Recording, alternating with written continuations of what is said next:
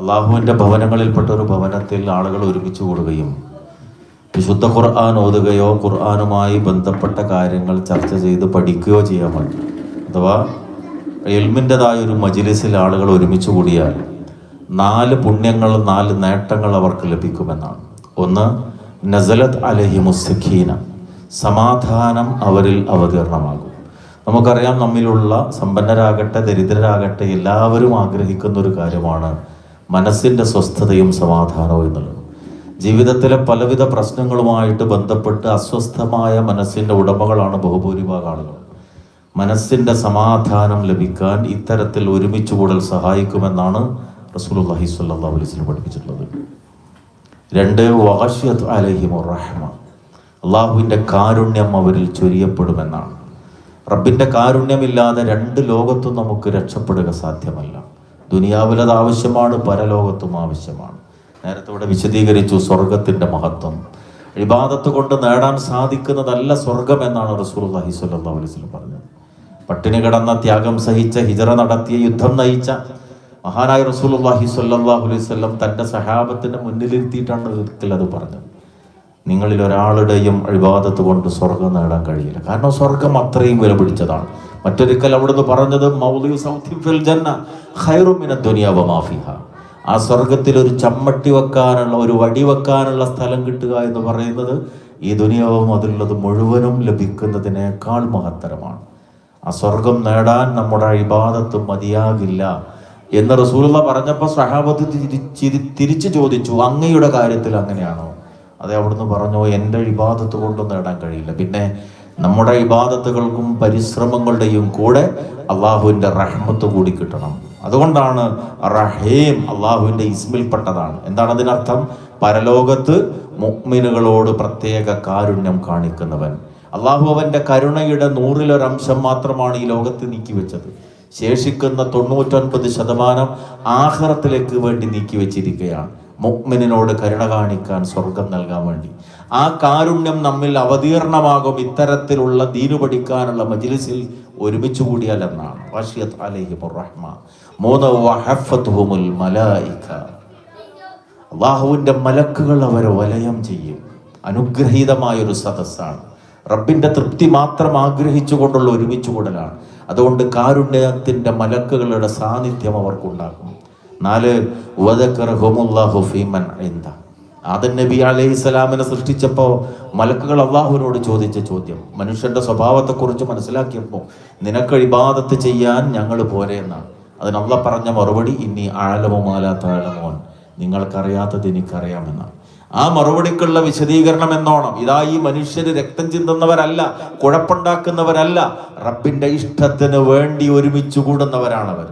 അതുകൊണ്ട് ആ ഒരുമിച്ച് കൂടുന്ന സമൂഹത്തെ ചൂണ്ടിക്കൊണ്ട് പ്രശംസിച്ച് അള്ളാഹു മലക്കുകളോട് സംസാരിക്കുമെന്നാണ് റസൂലുള്ളാഹി സ്വല്ലല്ലാഹു അലൈഹി വസല്ലം പഠിപ്പിച്ചു തന്നത്.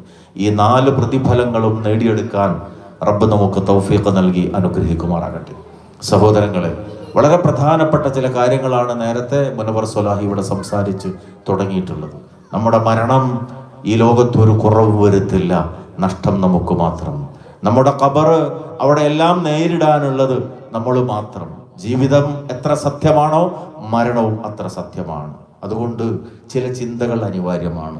നമ്മൾ സാധാരണ നേരത്തോടെ പറഞ്ഞല്ലോ, കുട്ടിയുടെ മരണത്തെക്കുറിച്ച്. 2 വർഷം ആ കുട്ടിയെ പഠിപ്പിച്ച ഒരു അധ്യാപകനാണ് ഞാൻ. ഓർക്കാൻ പോലും പ്രയാസമുണ്ട്. ഏതൊരാളുടെയും അവസ്ഥ അങ്ങനെ തന്നെയാണ്, ഏതൊരു മനുഷ്യൻ. അതുകൊണ്ടാണ് കാലിൽ അണിഞ്ഞിരിക്കുന്ന ചെരുപ്പ് നമുക്കറിയാം, നമ്മളോട് ഏറ്റവും അടുത്ത് നിൽക്കുന്നതാണ്. റസൂലുള്ളാഹി സ്വല്ലല്ലാഹു അലൈഹി വസല്ലം പറഞ്ഞു, അൽ ജന്നത്തു അഖറബു ഇലാ അഹദികും മിൻ ശിറാഖി നഅലിഹി വന്നാറു മിസ്ല ദാലിക്. സ്വർഗം എന്നത് ചെരുപ്പിന്റെ വാറിനേക്കാൾ നിങ്ങളോട് അടുത്താണുള്ളത്. നരകം അങ്ങനെ തന്നെ, ഏത് നിമിഷവും അവസാനത്തെ നിമിഷമാണ്. പ്രധാനപ്പെട്ട 3 ഉപദേശങ്ങൾ അടങ്ങിയ, റസൂലിന്റെ 3 കൽപ്പന അടങ്ങിയ ഒരു ഹദീസിൽ 1ാമത്തെ ഉപദേശം, നീ നമസ്കരിക്കുമ്പോൾ എപ്പോഴും ഇത് അവസാനത്തെ നമസ്കാരമായിരിക്കും എന്ന ചിന്തയോടുകൂടി നമസ്കരിക്കണം എന്നാണ്. ഇന്ന് നമ്മൾ നമസ്കരിച്ച ഇശാ, അല്ലെങ്കിൽ സഹോദരിമാർ നമസ്കരിക്കാൻ പോകുന്ന ഇശാ ഒരുപക്ഷെ നമ്മുടെ അവസാനത്തെ നമസ്കാരമാകാം. ഇന്ന് നമ്മൾ കഴിക്കുന്ന ഏത് ഭക്ഷണവും അവസാനത്തെ ഭക്ഷണമാകാം. ഏത് യാത്രയും അവസാനത്തെ യാത്രയാകാം. അത്ര മാത്രമേ ഉള്ളൂ ജീവിതം. എല്ലാത്തിനും ഗ്യാരണ്ടി വാറണ്ടി ഉണ്ട്. കൈ കിട്ടിയ വാച്ചിന് ഗ്യാരണ്ടി ഉണ്ട്. അടുക്കളയിൽ കറങ്ങുന്ന മിക്സിക്കും ഗ്രൈൻഡറിനും വാറണ്ടിയുണ്ട്. കീശയിലിരിക്കുന്ന മൊബൈലിന് വാറണ്ടിയുണ്ട്. ഗ്യാരണ്ടിയില്ലാത്ത വാറണ്ടിയില്ലാത്ത ഒരേ ഒരു വസ്തു ഞാൻ നിങ്ങൾ മാത്രമാണ്. ഏതുവരെ എന്ന് പറയാൻ കഴിയില്ല. അത്രേ ഉള്ളൂ ഈ ജീവിതം. അതുകൊണ്ട് ഗൗരവതരമായ ചില ചിന്തകൾ ആവശ്യമാണ്. ഏതോ ലോറിയുടെ ചക്രത്തിനടിയിൽപ്പെട്ട് ചതഞ്ഞരഞ്ഞു പോകുന്ന ഒരു പട്ടിയെപ്പോലെ, ഒരു പൂച്ചയെപ്പോലെ, അല്ലെങ്കിൽ ഇലക്ട്രിക് ലൈനിൽ തട്ടി ഷോക്കേറ്റ് താഴോട്ട് വീണ് പടഞ്ഞു ചാവുന്ന ഒരു കാക്കയെ പോലെ ഒരു നിമിഷത്തിലെ മരണത്തോടു കൂടി തീരുന്നതാണോ എൻ്റെ ജീവിതം? അങ്ങനെയാണെങ്കിൽ ഈ സംവിധാനത്തിനൊന്നും ഒരു അർത്ഥമല്ലല്ലോ. അതുകൊണ്ട് വിശുദ്ധ ഇസ്ലാം പ്രധാനമായി പഠിപ്പിച്ചു, വരാനിരിക്കുന്ന ഒരവസ്ഥയുണ്ട്.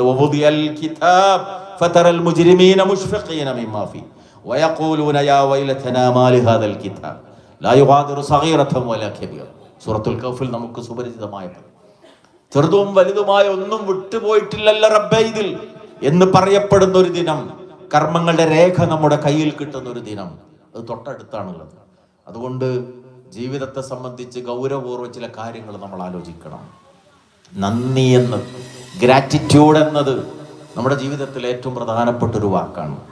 ഒരു പേന വല്ലത് എഴുതാൻ വേണ്ടി വില്ലേജ് ഓഫീസിലോ പഞ്ചായത്ത് ഓഫീസിലോ ചെന്നപ്പോൾ ഒരു ഒപ്പിടാൻ പേന കയ്യിലില്ലാത്ത സമയത്ത് അടുത്ത ഒരാളുടെ കയ്യിൽ നിന്ന് വാങ്ങി അക്കാര്യം സാധിച്ച് തിരിച്ചു കൊടുക്കുമ്പോൾ നമ്മൾ താങ്ക്സ് എന്ന് പറയും, നന്ദി എന്ന് പറയും. ബൈക്ക് ഓടിച്ചു പോകുമ്പോൾ സ്റ്റാൻഡ് തട്ടിയിട്ടില്ല എന്ന് സമീപത്തെ കടയിൽ നിൽക്കുന്ന ഒരാൾ കൈ ഉയർത്തി ചൂണ്ടിക്കാണിച്ചാൽ കാലുകൊണ്ട സ്റ്റാൻഡ് തട്ടിയ ശേഷം നമ്മൾ കൈ ഉയർത്തി ഒരു വിഷ് ചെയ്യും. കാരണം അതൊക്കെ ഒരു സാമാന്യ മര്യാദയാണ്. ഏത് ചെറിയ ഉപകാരം ചെയ്തവനോടും നന്ദി കാണിക്കണമെന്നത് മനുഷ്യന് ബോധ്യമുള്ള കാര്യമാണ്. പക്ഷേ എണ്ണിക്കണക്കാക്കാൻ ശ്രമിച്ചാൽ എണ്ണിക്കണക്കാക്കാൻ പറ്റാത്ത അനുഗ്രഹങ്ങൾ ചൊരിഞ്ഞു തന്ന റബ്ബിനോട് തിരിച്ചെന്ത് നന്ദി കാണിച്ചു എന്നത് ആലോചിക്കേണ്ടുന്ന വിഷയല്ലേ?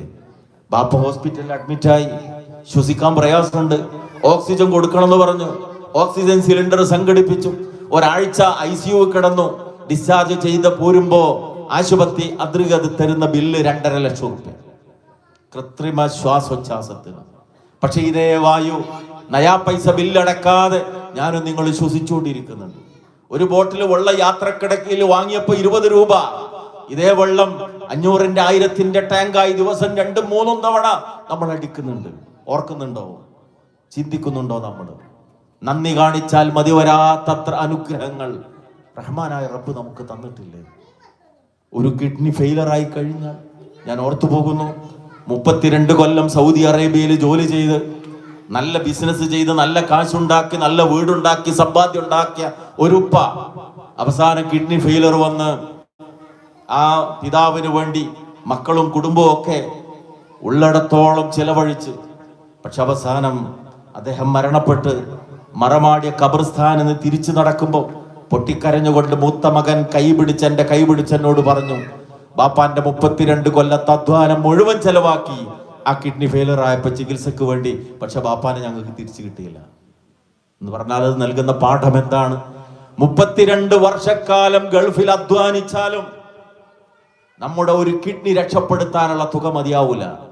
അത്ര വിലപിടിപ്പുള്ള കിഡ്നിയാണ് നമ്മുടേത്, അത്ര വിലപിടിപ്പുള്ള ഹൃദയമാണ് നമ്മുടേത്. നമ്മുടെ ശരീരത്തിന്റെ വിലയിട്ടാൽ കോടികൾ വരും. അങ്ങനെ തകരാറില്ലാത്തൊരു കിഡ്നിയും തകരാറില്ലാത്തൊരു ഹൃദയവും തകരാറില്ലാത്ത അന്തസ്രാവ ഗ്രന്ഥികളും രക്തപര്യന വ്യവസ്ഥയും ദഹന വ്യവസ്ഥയും ഒക്കെ റബ്ബ് നമുക്ക് തന്നിട്ട് ഈ ശരീരം ഉപയോഗിച്ച് അള്ളാഹിനോട് നന്ദി കാണിക്കാൻ നമ്മൾ തയ്യാറാകുന്നില്ലെങ്കിൽ നമ്മളെക്കാളും വലിയ നന്ദി കെട്ടവരാരാണുള്ളത് സഹോദരങ്ങളെ? സ്വന്തത്തോട് നമ്മൾ ചോദിക്കുക. നമ്മൾ കുടുംബജീവിതം നയിക്കുന്ന ആളുകളാണ്, വീടുള്ളവരാണ്. വീടില്ലാത്ത എത്ര ആളുകൾ ഈ ലോകത്ത് ജീവിച്ചു കൊണ്ടിരിക്കുന്നുണ്ട്. സുഖ സൗകര്യപൂർണമായ ഒരു വീട് പടച്ചോൻ തന്നെങ്കിൽ, ആ വീട്ടിൽ അന്തി ഉറങ്ങാനുള്ള സൗകര്യമല്ല തന്നുവെങ്കിൽ, കിടപ്പാടില്ലാത്ത മനുഷ്യരെ കുറിച്ച് ആലോചിക്കാനും ആ വീടും കുടുംബവും നമുക്ക് തന്നിട്ടുള്ള അള്ളാഹിനെ കുറിച്ച് മനസ്സിലാക്കാനും നന്ദി കാണിക്കാനും നമുക്ക് സമയം കിട്ടുന്നുണ്ട്. റഹ്മാനായ റബ്ബ് നമുക്ക് ചെയ്തു തന്നിട്ടുള്ള അതിപ്രധാനമായ അനുഗ്രഹമായിട്ടാണ് വിശുദ്ധ ഖുർആനിലൂടെ അള്ളാഹു വീടിനെ പരിചയപ്പെടുത്തുന്നത്. സഖൻ എന്നാണ് പ്രയോഗിച്ചത്, മസ്കൻ എന്നാണ് പ്രയോഗിച്ചത്, സമാധാനത്തിന്റെ കേന്ദ്രം. ആ വീടുമായി ബന്ധപ്പെട്ടതാണല്ലോ നമ്മുടെ ജീവിതം, നമ്മുടെ ആരാധനകൾ എല്ലാം. ആ വീടെന്ന അനുഗ്രഹത്തിൽ ചോർന്നൊലിക്കാത്തൊരു വീട്ടിൽ കഴിയുമ്പോൾ ആ കുടുംബവുമായി ബന്ധപ്പെട്ടുകൊണ്ട് ഇസ്ലാമികമായി നൽകപ്പെട്ടിട്ടുള്ള നിർദ്ദേശങ്ങൾ പാലിക്കാൻ നമുക്ക് സാധിക്കുന്നുണ്ടോ സഹോദരങ്ങളെ? ഗൗരവപൂർവ്വം ആലോചിക്കേണ്ടതാണ്. അള്ളാഹു നൽകിയ അതിപ്രധാനമായ സൃഷ്ടി സംവിധാനത്തിന്റെ ഭാഗമാണല്ലോ ഇണകളായി നമ്മളെ സൃഷ്ടിച്ചു എന്നുള്ളത്. ഇന്നത്തെ പുതിയ തലമുറ പറയുന്നത് എന്താ? കല്യാണം വേണ്ട, വിവാഹം വേണ്ട. കാരണം വിവാഹം എന്ന് പറഞ്ഞാൽ പ്രയാസമാണ്. ഇനി അഥവാ കല്യാണം കഴിക്കുകയാണെങ്കിൽ തന്നെ സമപ്രായക്കാരന് മതി എന്നാണ് പുതിയ ചില പെൺകുട്ടികൾ പറയുന്നത്. കാരണം ഒരു 5-8 വയസ്സിന് മൂത്താണെങ്കിൽ മറ്റേ ആൾ വയസ്സനായ നോക്കേണ്ടി വരും. ഒരേ പ്രായമാണ്, പിന്നെ മരിക്കണം, ഒന്നിച്ചങ്ങ് പോകും എന്നൊക്കെയാണ് ഈ പാവങ്ങളുടെ ചിന്ത. വിവാഹത്തിന് പോലും താല്പര്യം കാണിക്കാത്തൊരു സമൂഹം. എന്നിട്ടോ നടക്കുകയാണെങ്കിൽ തന്നെ സ്വർഗരതിയിലേക്ക് വഴിവിട്ട, നേരത്തെ ഇവിടെ പറഞ്ഞ ലിബറലിസം എന്ന അപകടകരമായ അവസ്ഥയിലേക്ക്. അവിടെയാണ് പരിശുദ്ധ ദീൻ ചില കാര്യങ്ങൾ പഠിപ്പിച്ചു. അള്ളാഹ് നിങ്ങൾക്ക് നൽകിയ സൃഷ്ടിപ്പിന്റെ ഒരു സംവിധാനമുണ്ട്. ഞാനിവിടെ പതുക്കെ പറഞ്ഞാൽ നിങ്ങൾ ഉറക്കെ കേൾക്കുന്നത് ഇതിലെ ഒരു ഇണതത്വം കൊണ്ടാണ്. കുട്ടികൾക്ക് വളരെ കൃത്യമായി മനസ്സിലാകും പോസിറ്റീവ്, നെഗറ്റീവ്, വൈദ്യുതി. ഈ ലൈറ്റ് കത്തുന്നതും ഫാന് കറങ്ങുന്നതും ഒക്കെ ആ ഒരു ഇണതത്വമാണ്.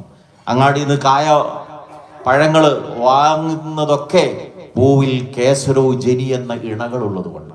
ശുദ്ധ ഖുർആൻ അത് വളരെ കൃത്യമായി പഠിപ്പിച്ചു. വമിൻ കുല്ലി ഷൈഇൻ ഖലഖനാ സൗജൈൻ. ഇണകളായി സകല വസ്തുക്കളെയും നാം സൃഷ്ടിച്ചിരിക്കുന്നു. നിങ്ങൾ ചിന്തിക്കാൻ വേണ്ടിയാണ് എല്ലാ വസ്തുക്കളെയും ഇണകളായിട്ട് സൃഷ്ടിച്ച് സംവിധാനിച്ച്. ആ ഇണകൾ ഉള്ളത് കൊണ്ടാണ് ലോകം നിലനിൽക്കുന്നത്. അപ്പൊ മനുഷ്യനെയും അള്ളാഹു ഇണകളായി സൃഷ്ടിച്ചു. എന്നിട്ട് അവിടെ പ്രധാനപ്പെട്ട ചില കാര്യങ്ങൾ പഠിപ്പിച്ചു. ആ ഇണകൾ ഒരുമിച്ച് ചേരുന്ന വിവാഹത്തിലൂടെയാണ് ഒരു കുടുംബം രൂപപ്പെടേണ്ടത്. അത്ഭുതകരമായ ചില സംവിധാനങ്ങൾ അള്ളാഹു ഇവിടെ ഏർപ്പെടുത്തിയിട്ടുണ്ട്. ഒന്ന്, നിക്കാഹിലൂടെ ആകണം. നിക്കാഹിലൂടെ മാത്രമാകണം. അതിനപ്പുറത്തുള്ള ബന്ധങ്ങൾ എല്ലാം അപകടകരമാണ്.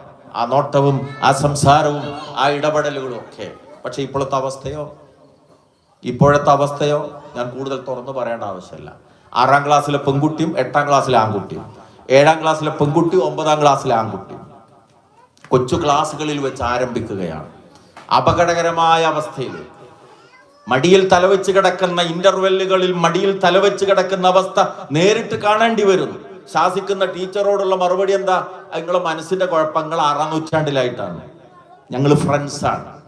ഇത് വീട്ടുകാരോട് പറഞ്ഞാലോ, അവര് ഫ്രണ്ട്സ്, ഒരിടക്കൊക്കെ ആവും വീട്ടിൽ വരാറുണ്ട്, ഓരൊക്കെ ഒന്നിച്ച് പുറത്തു പോകാറുണ്ട്, ഒരു കുഴപ്പമില്ല. അവസാനം പറയുന്ന ഹെഡ്മാഷും അധ്യാപകനും നാണം കെട്ടു പോകേണ്ടി വരും. ബാപ്പാക്ക് പ്രശ്നമല്ല, ഉമ്മാക്ക് പ്രശ്നമല്ല, മക്കൾക്ക് പ്രശ്നമല്ല. ഇത് വഴിവിട്ട അപകടകരമായ പോക്ക്. എന്നിട്ടോ കേൾക്കേണ്ടി വരുന്നു +1 പഠിക്കുന്ന പെൺകുട്ടി ഗർഭിണിയായി എന്ന്, +2 പഠിക്കുന്ന കുട്ടി ഗർഭിണിയായെന്ന്. അവിടേക്ക് എത്തിക്കണമോ സഹോദരങ്ങളെ? തിരുത്തേണ്ടിടത്ത് തിരുത്താൻ തയ്യാറായിട്ടില്ലെങ്കിൽ, വളരെ ഗൗരവതരമായ അത്തരം വിഷയങ്ങളെ കുറിച്ച് ആലോചിച്ചിട്ടില്ലെങ്കിൽ നാളെ കണ്ണീര് കുടിക്കേണ്ടി വരുന്നുള്ള കാര്യത്തിൽ ഒരു സംശയമില്ല. ഞാൻ പറയുന്ന ഓരോ വാക്കും അനുഭവത്തിന്റെയും യാഥാർത്ഥ്യത്തിന്റെയും പിൻബലത്തോടു കൂടിയാണെന്ന് മാത്രം മനസ്സിലാക്കുക. വൈകാരികമായി സംസാരിക്കുകയല്ല. അസ്വാജ് എന്ന് പറഞ്ഞു. കാരണം എന്താ? അള്ളാഹ് വെച്ച സംവിധാനമാണ് ഇണകൾ. ആ ഇണകൾ ഒന്ന്, നിക്കാഹിലൂടെ മാത്രമാകണം അവർ ഒരുമിക്കേണ്ടത്. ആ വാക്ക് പോലെ എത്ര സുന്ദരാണ്. നഖഹൽ മതറുൽ അർള എന്നാണല്ലോ പ്രയോഗം. വെള്ളം, മഴ പെയ്തിട്ട് വെള്ളം ഭൂമിയിലേക്ക് ഊർന്നിറങ്ങുന്നത്. അങ്ങനെ ഊർന്നിറങ്ങിയ അതിന്റെ പ്രത്യേകത വെള്ളത്തെയും മണ്ണിനെയും വേർതിരിക്കാൻ സാധ്യമല്ല. രണ്ടുമല്ലാത്തൊരു ഐഡന്റിറ്റിയായി മാറുകയാണ് നനഞ്ഞ മണ്ണ്. എത്ര ആപ്റ്റ്, എത്ര സ്യൂട്ടബിൾ ആണ് ആ പദം. 2 വ്യക്തികൾ, ആണും പെണ്ണുമാകുന്ന 2 വ്യക്തികൾ വിവാഹം കഴിഞ്ഞാൽ വെള്ളം മണ്ണിലേക്ക് ഊർന്നിറങ്ങി ഒന്നായി ചേർന്ന പോലെ ഒന്നായി മാറുകയാണ് നിക്കാഹ്. 2 മുസാഹറ. ഹുവല്ലദീ ഖലഖ മിനൽ മാഇ ബശറ ഫജഅലഹു നസബൻ വസിഹറ വകാന റബ്ബുക ഖദീറ. സിഹർ എന്നാണ് പ്രയോഗിച്ചത്, അഥവാ മുസാഹറത്ത്. 2 ലോഹങ്ങൾ വിളക്കി കൂട്ടി യോജിപ്പിക്കുന്നതിന് ഉപയോഗിക്കുന്ന പദം. 2 ലോഹം കൂട്ടി യോജിപ്പിച്ച പോലെ രണ്ടാളും ഒന്നായി മാറുക. ആ രണ്ടാളും നിക്കാഹിലൂടെ മാത്രം ഒരുമിച്ച് കൂടണം. അങ്ങനെ ഒരുമിച്ച് കൂടുന്നിടത്ത് പഠിപ്പിച്ചു ചില കാര്യങ്ങൾ ശ്രദ്ധിക്കണം. അനുയോജ്യനായ ഒരു ചെറുപ്പക്കാരനെ കണ്ടെത്തിയാൽ പെൺകുട്ടിയുടെ പിതാവ് കൈപിടിച്ച് ഏൽപ്പിച്ചു കൊടുക്കുകയാണ്. ആ ചെറുപ്പക്കാരൻ അവിടെ വെച്ച് പറയുന്ന ചെയ്യുന്ന കരാറ് മീസാഖുൻ ഖലീലാണ്, സുദൃഢമായ കരാറാണ്. അതുകൊണ്ട് ആ കരാറിനെ കുറിച്ച് യാ അയ്യുഹല്ലദീന ആമനു ഔഫു ബിൽ ഉഖൂദ്, വിശ്വാസികളെ നിങ്ങൾ കരാറുകൾ ശ്രദ്ധിക്കണം. വിവാഹത്തിലെ ഏറ്റവും പ്രധാനപ്പെട്ട ഉത്തരവാദിത്തം ആരാണ്? പുരുഷനാണ്. ആ പുരുഷനാണ് കരാറിൽ ഏർപ്പെട്ടത്. ബിസ്മില്ലാഹിർ റഹ്മാനിർ റഹീം എന്ന് പറഞ്ഞിട്ട് പെൺകുട്ടിയുടെ ഉപ്പയുടെ കൈ പിടിച്ചിട്ട് ഖബിൽതു നിക്കാഹ, അവളെ ഞാൻ എൻ്റെ ഇണയായി സ്വീകരിച്ചു എന്ന് പറഞ്ഞു. ആ കരാർ ജീവിതത്തിൽ എന്നും ഓർക്കേണ്ടുന്ന കരാറാണ്. റസൂലുള്ളാഹി സ്വല്ലല്ലാഹു അലൈഹി വസല്ലം പറഞ്ഞു, ഫത്തഖുല്ലാഹ ഫിന്നിസാ ഫഇന്നകും അഖൽതുമുഹുന്ന ബികലിമത്തില്ലാ വസ്തഹലൽതും ഫുറൂജഹുന്ന ബികലിമത്തില്ലാ. അള്ളാന്റെ കലിമത്തിന്റെ അടിസ്ഥാനത്തിലാണ് നിങ്ങൾ അവരെ സ്വീകരിച്ചത്. നിങ്ങൾക്ക് ഹറാമായിരുന്ന ശരീരഭാഗം അള്ളാഹ് ഹലാലാക്കി തന്നത് റബ്ബിന്റെ കലിമത്തിന്റെ അടിസ്ഥാനത്തിലാണ്. അതുകൊണ്ട് ആ കരാർ ആദ്യത്തെ ടൂറും യാത്രയും ഒക്കെയുള്ള ആ പളപളപ്പിന്റെ ദിവസങ്ങളിൽ മാത്രം നിലനിൽക്കേണ്ടതല്ല. ജീവിതകാലം മുഴുവൻ ആ കരാറിനെ കുറിച്ച് ഓർമ്മയുണ്ടാകണം.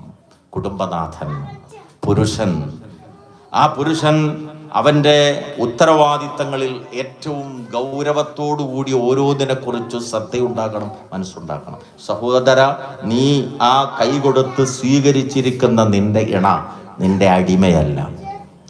അവളുടെ വ്യക്തിത്വമുള്ള ഒരു സ്ത്രീയാണ്. നിനക്ക് എന്തെങ്കിലും നഷ്ടം നിന്റെ കല്യാണം കൊണ്ട് സംഭവിച്ചു? ഒരു നഷ്ടം ഉണ്ടായിട്ടില്ല. കാരണം നീ നിന്റെ വീട്ടിൽ തന്നെയാ താമസം. നിനക്കൊരു നഷ്ടവും നിന്റെ വിവാഹം കൊണ്ടുണ്ടായിട്ടില്ല. പക്ഷേ നിന്റെ ഇണ ജീവിതത്തിൽ ഒരുപാട് നഷ്ടം വിവാഹത്തിലൂടെ സഹിച്ചവളാണ്. അവൾ വളർന്ന വീട്ടിൽ നിന്ന് പറിച്ചെടുത്ത് കൊണ്ടുവന്ന്, അയൽപക്കത്തെ പറമ്പിൽ നിന്ന് ഒരു ചെടി പറിച്ചെടുത്ത് കൊണ്ടുവന്ന് നിന്റെ പറമ്പിൽ നട്ട പോലെ മറ്റൊരു സ്ഥലത്തുനിന്ന് പറിച്ചെടുത്ത് കൊണ്ടുവന്ന് നട്ടതാണ്. അവളുടെ മാതാപിതാക്കളുടെ സാമീപ്യം അവൾക്ക് നഷ്ടപ്പെട്ടു. അവളുടെ സഹോദരങ്ങളുടെ സാമീപ്യം അവൾക്ക് നഷ്ടപ്പെട്ടു. അവളുടെ എല്ലാം അവൾക്ക് നഷ്ടപ്പെട്ടു. എല്ലാം മാറി. നിന്റെ അയൽപക്കമാണ് അവളുടെ അയൽപക്കം. നിന്റെ മാതാപിതാക്കളാണ് അവളുടെ മാതാപിതാക്കൾ. നിന്റെ സഹോദരങ്ങളായി അവളുടെ സഹോദരൻ. എല്ലാം മാറി. ഒരു ചെടി പറിച്ചെടുത്ത് വേറൊരു സ്ഥലത്ത് കൊണ്ടുപോയി നട്ടാൽ അതിന് പുതിയ സാഹചര്യത്തിൽ വേരുപിടിക്കാൻ എത്ര പ്രയാസം ഉണ്ടാകും, വളരാൻ എത്ര പ്രയാസം ഉണ്ടാകും. മറ്റൊരു പ്രധാന നഷ്ടം കൂടിയുണ്ട്. അതുവരെ ഉപ്പയോട് പറഞ്ഞത് മുഴുവൻ, ഉമ്മയോട് പറഞ്ഞത് മുഴുവൻ, ആങ്ങളയോട് പറഞ്ഞത് മുഴുവൻ ഇനി പറയാൻ കേൾക്കാൻ നീ എന്നൊരു വ്യക്തി മാത്രമേ ഉള്ളൂ. അതുകൊണ്ട് സഹോദര, നിന്റെ മുഖത്തുണ്ടാകുന്ന ഒരു ദേഷ്യം പോലും, നിന്റെ വാക്കിലുണ്ടാകുന്ന ഒരു പരുഷത പോലും അവളെ വേദനിപ്പിക്കും. ജീവിതത്തിൽ നിനക്ക് വേണ്ടി ഒരുപാട് നഷ്ടം സഹിച്ചവളാണ് അവൾ. അവൾ നിന്റെ വീട്ടിലേക്ക് വന്നപ്പോൾ ഒറ്റക്ക വന്നത്. ഇന്ന് കൂടെയുള്ള മക്കളെല്ലാം നീ കൂടി നൽകിയതാണ്. നീ ഒരുപാട് ഭാരങ്ങൾ, ചുമടുകൾ അവളിൽ ഏൽപ്പിച്ചു. അതുകൊണ്ട് ജീവിതത്തിന്റെ ഓരോ സന്ദർഭത്തിലും അവളോടുള്ള സമീപനം, ഇടപാടുകൾ, സംസാരങ്ങൾ എല്ലാം ശ്രദ്ധിച്ചു വേണം. റസൂലുള്ളാഹി സ്വല്ലല്ലാഹു അലൈഹി വസല്ലമയുടെ വാക്കുകൾ, അക്മലുൽ മുഅ്മിനീന ഈമാന അഹ്സനുഹും ഖുലുഖ വഖിയാറുക്കും ഖിയാറുക്കും ലിനിസായി. നിങ്ങളിൽ വിശ്വാസത്തിന്റെ പൂർത്തീകരണം നേടിയ നല്ല സ്വഭാവമുള്ളവരാണ്. നിങ്ങളിൽ ഏറ്റവും മാന്യൻ ഭാര്യയോട് ഏറ്റവും നന്നായി പെരുമാറുന്നവരാണ്. അവളോട് ചോദിച്ചാൽ നല്ലത് മാത്രമേ കിട്ടുള്ളൂ. മൂപ്പർ നിങ്ങളെടുത്തൊക്കെ ഉഷാറാണ്, നിങ്ങളെ കമ്മിറ്റിയിലൊക്കെ ഉഷാറാണ്, പള്ളി കമ്മിറ്റിയിലൊക്കെ ഉണ്ട്, പക്ഷെ പുരയിൽ വന്നാൽ ഒരക്ഷരം പറയാൻ പറ്റില്ല എന്നാണോ ഭാര്യ പറയുന്നത്? അവന്റെ ഒരു കമ്മിറ്റി സ്ഥാനം കൊണ്ടും ഒരു നേതൃസ്ഥാനം കൊണ്ടും പ്രയോജനമില്ല. ഭാര്യ നൽകുന്ന സർട്ടിഫിക്കറ്റ് ആണ് ഏറ്റവും പ്രധാനമെന്ന് റസൂലുള്ളാഹി സ്വല്ലല്ലാഹു അലൈഹി വസല്ലം പഠിപ്പിച്ചു. ഇണയോടുള്ള ഉത്തരവാദിത്വം പാലിക്കുക. അവിടെ വെളിയിൽ പോലും അങ്ങനെയാണല്ലോ. വെളിയിൽ സ്നേഹം ഉണ്ടാകണം എന്നാണ് അള്ളാഹിന്റെ റസൂലിന്റെ കൽപ്പന. വെളിയിൽ സ്നേഹം ഉണ്ടാവുമല്ലോ. ഷമീന എന്ന ഭാര്യയെ ഷമീ എന്ന് വിളിക്കുമ്പോൾ സ്നേഹം ഒന്നുകൂടി കൂടും. ആയിഷ എന്ന ഭാര്യയെ റസൂൽ വിളിച്ചത് യാ ആയിഷ എന്നാണ്, അവസാനത്തെ താ എന്ന അക്ഷരം കളഞ്ഞിട്ട്. കാരണം ഒരക്ഷരം കുറയ്ക്കുന്നതോടെ സ്നേഹം കൂടും എന്ന മാതൃക റസൂലുള്ളാഹി സ്വല്ലല്ലാഹു അലൈഹി വസല്ലം പഠിപ്പിക്കുന്നത്. വെളിയിൽ പോലും സ്നേഹം ഉണ്ടാവുക. സൈക്കോളജി അതിൽ ഉപയോഗിച്ച വാക്ക് എന്താണ്? Unconditional love. പരിധിയില്ലാത്ത സ്നേഹം, പരിധിയില്ലാത്ത സ്നേഹം മാതൃക കാണിച്ചു തന്നു റസൂലുള്ളാഹി സ്വല്ലല്ലാഹു അലൈഹി വസല്ലം. ആയിഷ റളിയല്ലാഹു തആല അൻഹ പറയുന്നു, എന്റെ റബ്ബ് എനിക്ക് നൽകിയ ഏറ്റവും വലിയ സൗഭാഗ്യം ലോകം കണ്ട മഹാൻ എന്റെ മടിയിൽ തലവച്ച ഈ ലോകത്തുനിന്ന് വിട വന്നത്. എന്റെ സഹോദരൻ അബ്ദുള്ള സഖറാത്തുൽ മൗത്തിൽ റസൂലുള്ളാഹിയെ കാണാൻ വന്നപ്പോ അബ്ദുള്ളാന്റെ കയ്യിൽ ഒരു മിസ്വാക്ക് ഉണ്ടായിരുന്നു. അതിലേക്ക് റസൂലുള്ളാഹി നോക്കി. നോട്ടത്തിന്റെ അർത്ഥം എനിക്ക് മനസ്സിലായി. അതിന്റെ അഗ്രം പരുവരുത്താണ് ഞാൻ എൻ്റെ വായിൽ വെച്ച് കടിച്ച് പദം വരുത്തി എൻ്റെ മടിയിൽ കിടക്കുന്ന റസൂലുള്ളാഹി സ്വല്ലല്ലാഹു അലൈഹി വസല്ലം അവസാനമായി ബ്രഷ് ചെയ്ത് കൊടുത്തു, പല്ല് തേച്ചു കൊടുത്തു. എൻ്റെ ഉമിനീരും റസൂലുള്ളാഹിയുടെ ഉമിനീരും തമ്മിൽ കലർന്ന നിമിഷമായിരുന്നത് എന്നാണ് അള്ളാഹിൻ്റെ റസൂൽ സ്വല്ലല്ലാഹു അലൈഹി വസല്ലമയുടെ ആ നിമിഷത്തെക്കുറിച്ച് നമ്മുടെ ഉമ്മ ആയിഷ റളിയല്ലാഹു തആല എന്ന് പറയുന്നത്. എത്ര ചെറിയ നിസ്സാരമായ പ്രശ്നത്തിൻ്റെ പേരിൽ വീട്ടിൽ വഴക്കുണ്ടാകുന്നത്, ശണ്ടയുണ്ടാകുന്നത്. അത് കണ്ട് കേട്ട് പഠിക്കുന്ന മക്കൾ അതേ വാക്കുകൾ ഉപയോഗിക്കുന്നു.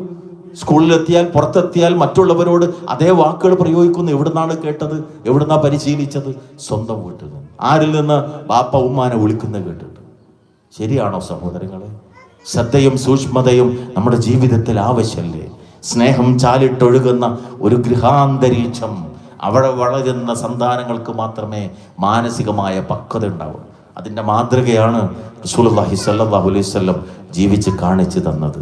അവസാനത്തെ നിമിഷം പോലും, സക്കറാത്തുൽ മൗത്തിന്റെ ആ ഘട്ടത്തിൽ പോലും ഇണകളോടുള്ള ബാധ്യത പൂർത്തീകരിച്ച് ലോകത്തിന് മാതൃക കാണിച്ച മഹാനായ റസൂലുള്ളാഹി സ്വല്ലല്ലാഹു അലൈഹി വസല്ലം. ഭാര്യയെ അറിയലാണ് ഒരു പുരുഷന്റെ ഏറ്റവും വലിയ ഉത്തരവാദിത്വം. കല്യാണത്തിന് പോകുമ്പോൾ ഒരു ഡ്രസ്സ് അണിഞ്ഞുകൊണ്ട് അവൾ വരും, ഇതെനിക്ക് രസമല്ലല്ലേ എന്ന് ചോദിക്കും. ശരി, രസമല്ല, രസമുണ്ട് എന്ന് പറയാൻ വേണ്ടിയായിരിക്കും ചിലപ്പോൾ അങ്ങനെ ചോദിച്ചത്. അങ്ങനെയാണ് സ്ത്രീകൾ. നേരെ വിപരീതമായിരിക്കും ചിലപ്പോൾ പറയുക. പക്ഷേ അതറിയൽ ഒരു പുരുഷന്റെ ഉത്തരവാദിത്വമാണ്. അവൾ, പുരുഷനും സ്ത്രീയും തമ്മിൽ ഏറെ വ്യത്യാസമുണ്ട്.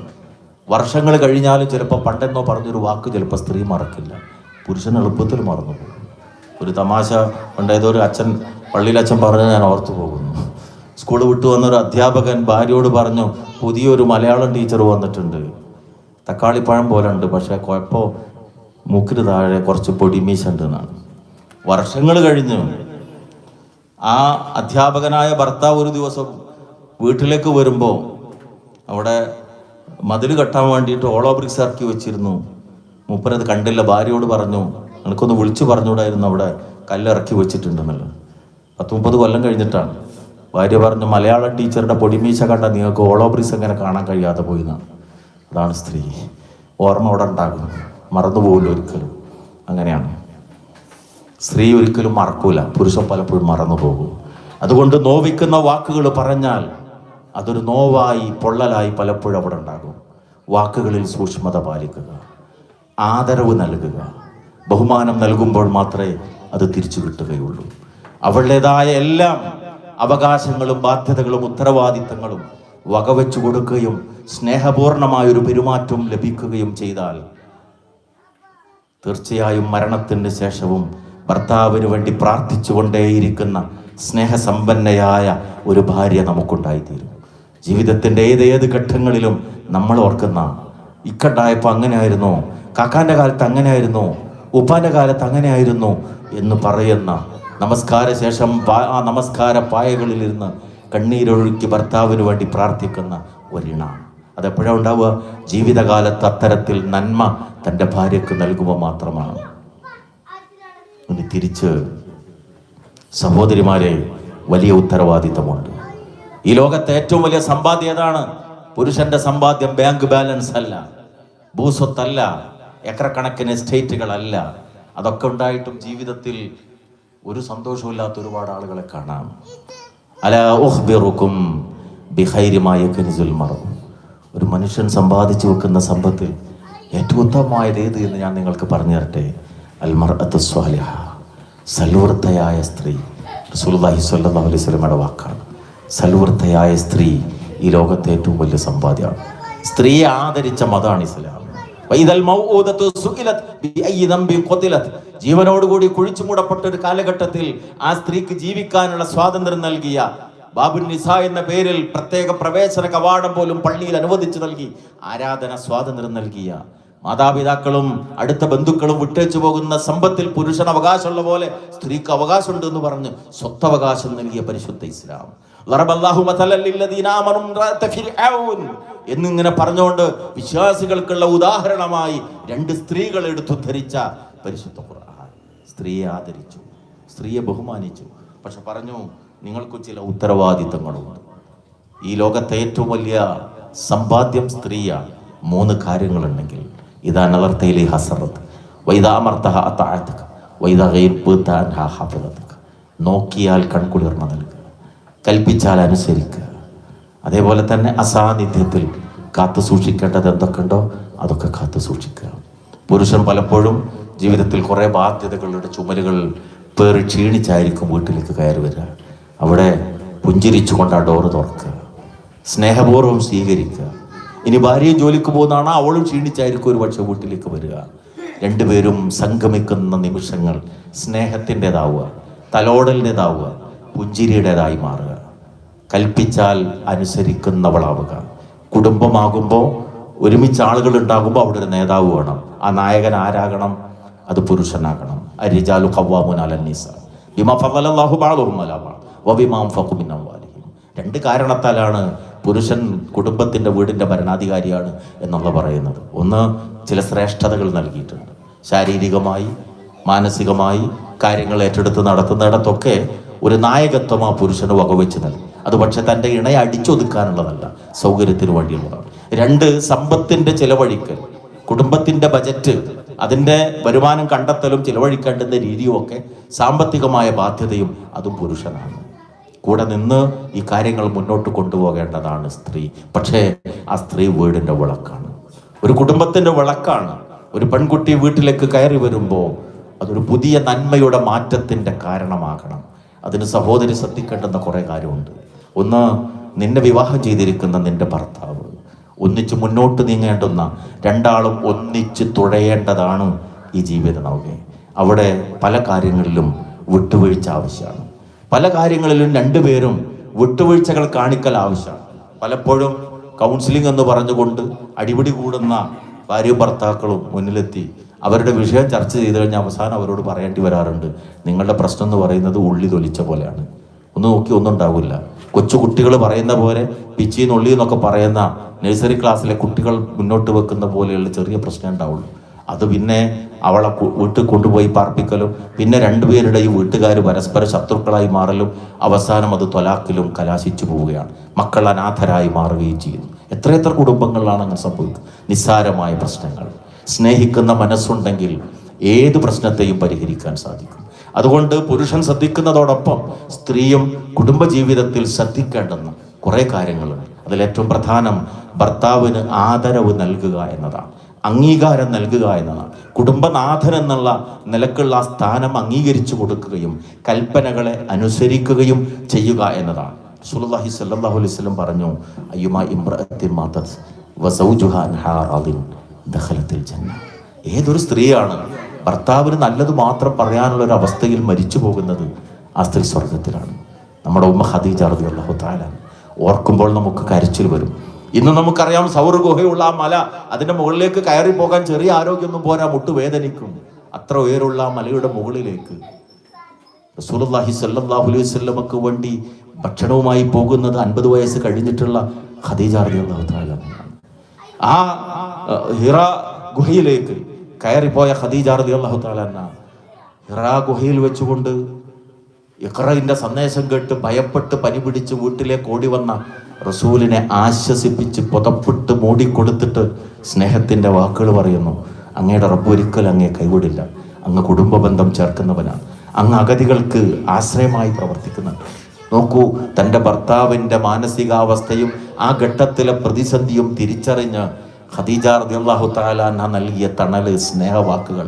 അതുകൊണ്ട് ഖദീജ ബീവിയുടെ മരണശേഷവും അവരുടെ സുഹൃത്തുക്കൾക്ക് വേണ്ടി വീട്ടിൽ എന്തെങ്കിലും ഭക്ഷണം ഉണ്ടാക്കിയാൽ റസൂൽ സല്ലല്ലാഹു അലൈഹി വസല്ലം കൊണ്ടുപോയി കൊടുക്കുകയാണ്. ആ മനസ്സിൽ നിലനിൽക്കുന്ന സ്നേഹം എത്ര പച്ച പിടിച്ചതാണ്. ആയിഷ ബീവി റളിയല്ലാഹു തആല അൻഹ അസൂയോടുകൂടി പറയാണ്, നിങ്ങളുടെ വാക്ക് കേട്ടാൽ ഖദീജ അല്ലാതെ ലോകത്ത് മറ്റ് സ്ത്രീകളില്ലെന്ന് തോന്നുമല്ലോ. അത് കേട്ടപ്പോഴാണ് റസൂൽ പറഞ്ഞത്, അവൾ അങ്ങനെയായിരുന്നു, അവൾ എങ്ങനെയായിരുന്നു, അള്ളാഹു എനിക്ക് മക്കളെ നൽകിയത് ഖദീജയിലൂടെയാണ് എന്ന്. പച്ച പിടിച്ചു നിൽക്കുന്ന ഓർമ്മകൾ, മരണശേഷവും ജീവിതത്തിൽ ഒരുപാട് അനുഭവങ്ങൾ. കൂട്ടിലൊന്ന് പലപ്പോഴും പല സംസാരങ്ങളിലും ഞാൻ സൂചിപ്പിക്കാറുണ്ട്. വിവാഹം കഴിഞ്ഞ് 2 പെൺകുട്ടികളായി, ആ 2 പെൺകുട്ടികളെയും വിവാഹമൊക്കെ ചെയ്തു കൊടുത്ത ശേഷം ഭാര്യ മരണപ്പെട്ട ബന്ധത്തിലും പരിചയത്തിലും ഒരു സഹോദരൻ കുറേ ദിവസം ഒറ്റക്ക് അദ്ദേഹം താമസിക്കുന്ന വീട്ടിൽ ഒറ്റക്കായി 2 പെൺകുട്ടികളെയും കല്യാണം കഴിച്ചു കൊടുത്തിട്ടുണ്ട്. ഏകനായ താമസം. കുടുംബക്കാരിടപെട്ടു, എന്നോട് സൂചിപ്പിച്ചു, എവിടെന്നെങ്കിലും ഒരു വിവാഹം അദ്ദേഹത്തിന് ശരി ആക്കി കൊടുക്കണം. തീരെ വിവാഹം കഴിയാത്ത 35 വയസ്സുള്ള ഒരു പെൺകുട്ടിയെ അവസാനം അദ്ദേഹത്തിന് കണ്ടെത്താൻ സാധിക്കും. വിവാഹം കഴിഞ്ഞ് കുറച്ച് ദിവസം കഴിഞ്ഞപ്പോൾ എൻ്റെ ഭാര്യ മുഖേന വിളിച്ചു, ഒന്ന് സംസാരിക്കാനുണ്ട്, ചില കാര്യങ്ങൾ പറയാനുണ്ട്. എന്നിട്ട് പറഞ്ഞു, അദ്ദേഹത്തിന് ഒരു നഷ്ടവുമില്ല, കല്യാണം കഴിഞ്ഞ് കുട്ടികളൊക്കെ ആയതാണ്, എൻ്റെ ജീവിതത്തിലെ ആദ്യത്തെ വിവാഹമാണ്, എനിക്കൊരു വിവാഹത്തിലൂടെ എന്താണോ ലഭിക്കേണ്ടത് ഒന്നും ലഭിച്ചിട്ടില്ല, എങ്ങനെ ഈ ജീവിതം മുന്നോട്ട് പോവുക. ഞാൻ അദ്ദേഹത്തെ വിളിച്ചൊറ്റക്കിരുത്തി സംസാരിച്ചപ്പോൾ ആ കണ്ണുകൾ നിറഞ്ഞൊഴുകി.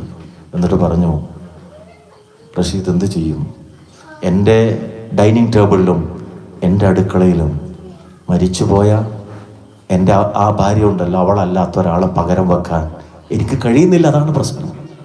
അതായത് ഞങ്ങൾ തമ്മിലുള്ള ബന്ധം. ആ ഭാര്യ മരണപ്പെട്ട ശേഷവും മറ്റൊരു സ്ത്രീ ആ സ്ഥാനത്ത് പ്രതിഷ്ഠിക്കാൻ പോലും കഴിയാത്തത്ര സ്നേഹബന്ധം. അതാണ് ദാമ്പത്യം. റസൂലുള്ളാഹി സ്വല്ലല്ലാഹു അലൈഹി വസല്ലം ആ മാതൃക നമുക്ക് പഠിപ്പിച്ചു തന്നു.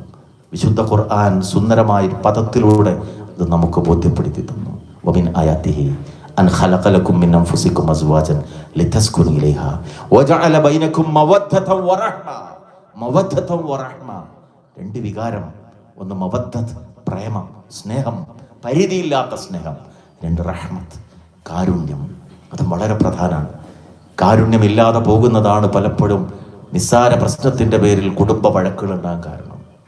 ഈ മനുഷ്യൻ, ഈ കിടക്കുന്ന മനുഷ്യൻ എനിക്ക് വേണ്ടി എത്ര ത്യാഗം സഹിച്ചിട്ടുണ്ട്, ഗൾഫിൽ ചെന്ന് എത്രമാത്രം എനിക്ക് വേണ്ടി അധ്വാനിച്ചിട്ടുണ്ട്. പല ഭാര്യമാരുടെയും വിചാരം ഗൾഫ് എന്ന് പറഞ്ഞാൽ വളരെ സന്തോഷമുള്ള സുഖമുള്ള ഒരു സ്ഥലമാണ്. 8-10 കൊല്ലം ഞാനും അവിടെ കഴിഞ്ഞിട്ടുണ്ട് ഒരു ജോലിക്കാരനായിട്ട്. ജീവിതത്തിലെ ഏറ്റവും കരയിപ്പിച്ച അനുഭവങ്ങൾ നേർക്ക് നേരെ കാണേണ്ടി വന്നത് ഗൾഫിലാണ്. ഷാർജയിലെ സൗദി മസ്ജിദിന്റെ മുമ്പിലെ വിശാലമായ ലോണിൽ പുൽമേടയിൽ ഇരിക്കുമ്പോൾ സുഹൃത്ത് കൊണ്ടുവന്ന, അദ്ദേഹത്തിന്റെ കുടുംബത്തിന്റെ കൂടെ വന്നിട്ട് ഒന്നിച്ച് കഴിക്കാം എന്ന് പറഞ്ഞ് കൊണ്ടുവന്ന കുബൂസും ചിക്കൻ കറിയും ഒന്നിച്ച് കഴിച്ചുകൊണ്ടിരിക്കുമ്പോഴാണ് മെലിഞ്ഞൊട്ടി ഒരു മനുഷ്യൻ മുന്നിൽ വന്ന് നിൽക്കുന്നത്.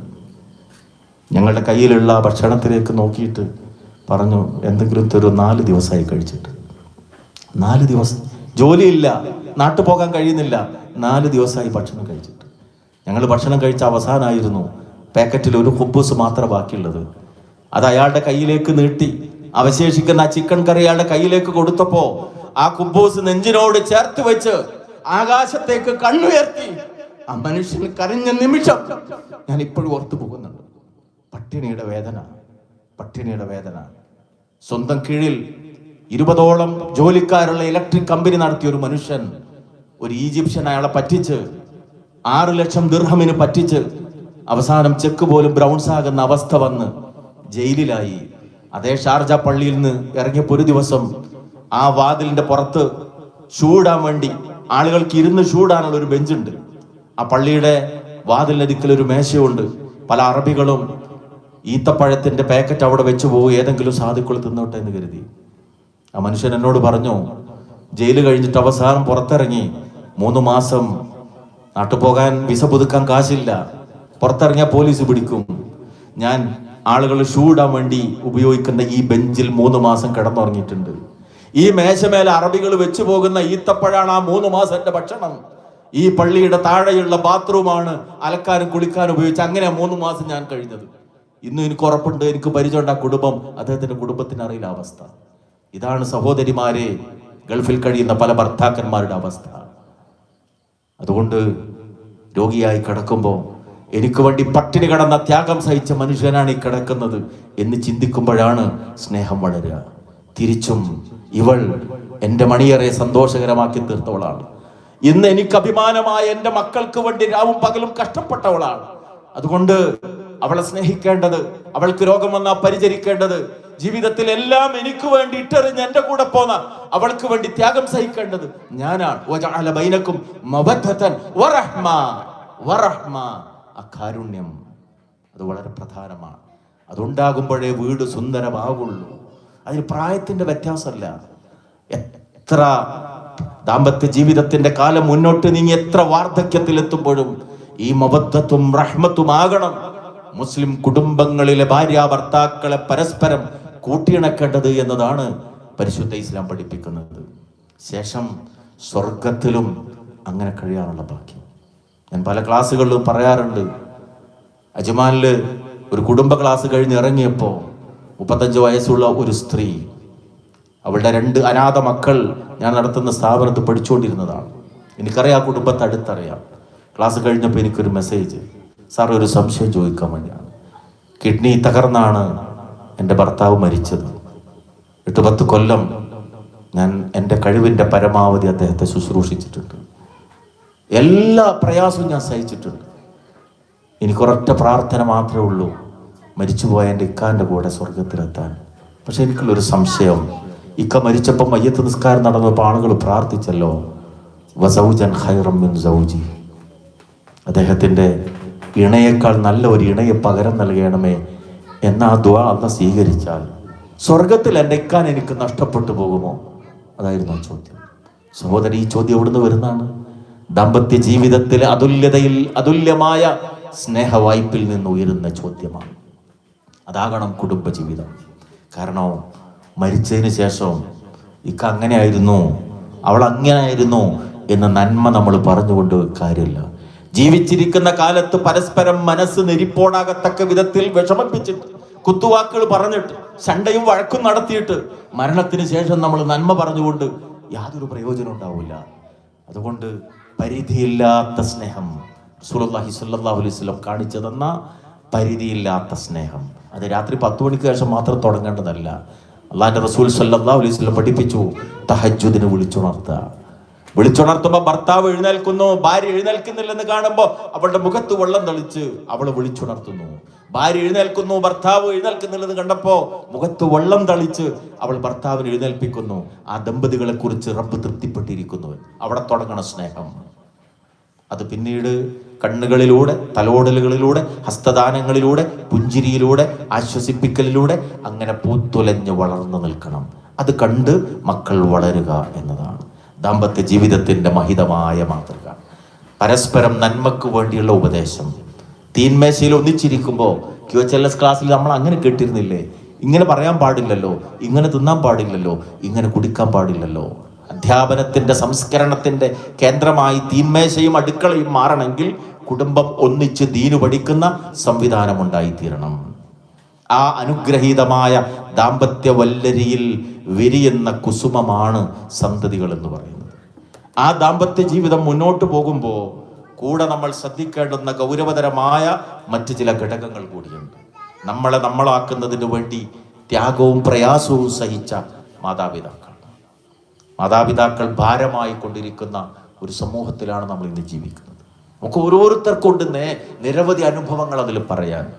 ഒരു സഹോദരി പറഞ്ഞ് ഞാൻ ഇപ്പോഴും ഓർക്കുന്നു, അടുത്ത ബന്ധത്തിലുള്ള ഞങ്ങളെ രണ്ടാളെയും കൂടി പടച്ചോനെ ഒന്നിപ്പിച്ച് മരിച്ചാൽ മതിയായിരുന്നു. കാരണം ഞാൻ ആദ്യം മരിച്ചാൽ മൂപ്പര് കഷ്ടപ്പെടും, മൂപ്പരാദ്യം മരിച്ചാൽ ഞാൻ കഷ്ടപ്പെടും ഉറപ്പാ. അല്ല, ഞങ്ങളെ രണ്ടാളെയും കൂടി മരിപ്പിച്ചാൽ മതിയായിരുന്നു. മക്കളില്ലാത്തത് കൊണ്ടല്ല. എത്ര മക്കളുണ്ടെങ്കിലും അവർ അവരുടെ വഴി നോക്കിപ്പോയി.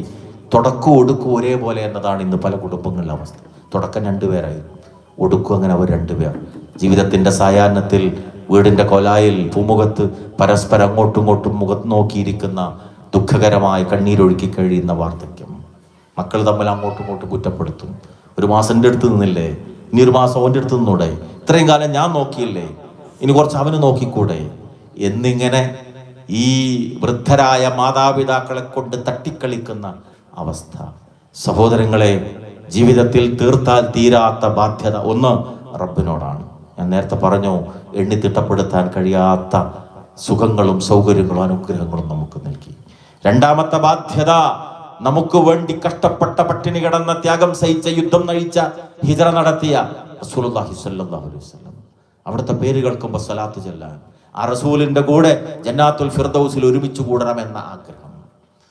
മൂന്നാമത്തേത്, നമ്മുടെ ജീവിതത്തിലെ ഏറ്റവും പ്രധാനപ്പെട്ട ബാധ്യത, വഖദാ റബ്ബുക അല്ലാ തഅ്ബുദു ഇല്ലാ ഇയ്യാഹു വബിൽ വാലിദൈനി ഇഹ്സാന, മാതാപിതാക്കൾക്ക് നന്മ ചെയ്യുക എന്നുള്ളതാണ്. കാരണം നമ്മളായി മാറുന്നതിന് വേണ്ടി ഒരിക്കലും വാക്കുകൾ കൊണ്ട് വർണ്ണിക്കാൻ കഴിയാത്ത പ്രയാസങ്ങൾ ജീവിതത്തിൽ സഹിച്ചവരാണ് ആ 2 വ്യക്തികൾ. അതിലേറ്റവും പ്രധാനം, റസൂലുള്ളാഹി സ്വല്ലല്ലാഹു അലൈഹി വസല്ലമയോട് ചോദിച്ചല്ലോ സഹാബി വന്നിട്ട്, എൻ്റെ ഏറ്റവും നല്ല സംസർഗം കൊണ്ട് കടപ്പെട്ടിരിക്കുന്ന ആരോടാണ്? ഉമ്മുക, നിന്റെ മാതാവിനോട്. വീണ്ടും ചോദിച്ചപ്പോൾ ഉമ്മുക, നിന്റെ മാതാവിനോട്. വീണ്ടും ചോദിച്ചപ്പോൾ ഉമ്മുക, നിന്റെ മാതാവിനോട്. കാരണം വാക്കുകൾ കൊണ്ട് വർണ്ണിക്കാൻ കഴിയാത്ത ത്യാഗത്തിന്റെ പ്രതീകമാണ് ഉമ്മ. ക്ഷമയുടെ പ്രതീകമാണ് ഉമ്മ. സഹനത്തിന്റെ പ്രതീകമാണ് ഉമ്മ. നമ്മൾ ഓരോരുത്തരും ആലോചിച്ച് നോക്കുക. ഇന്ന് നമ്മൾ പലതായി മാറിയിട്ടുണ്ട്. പക്ഷെ ഒരു കാലം ഉണ്ടായിരുന്നു,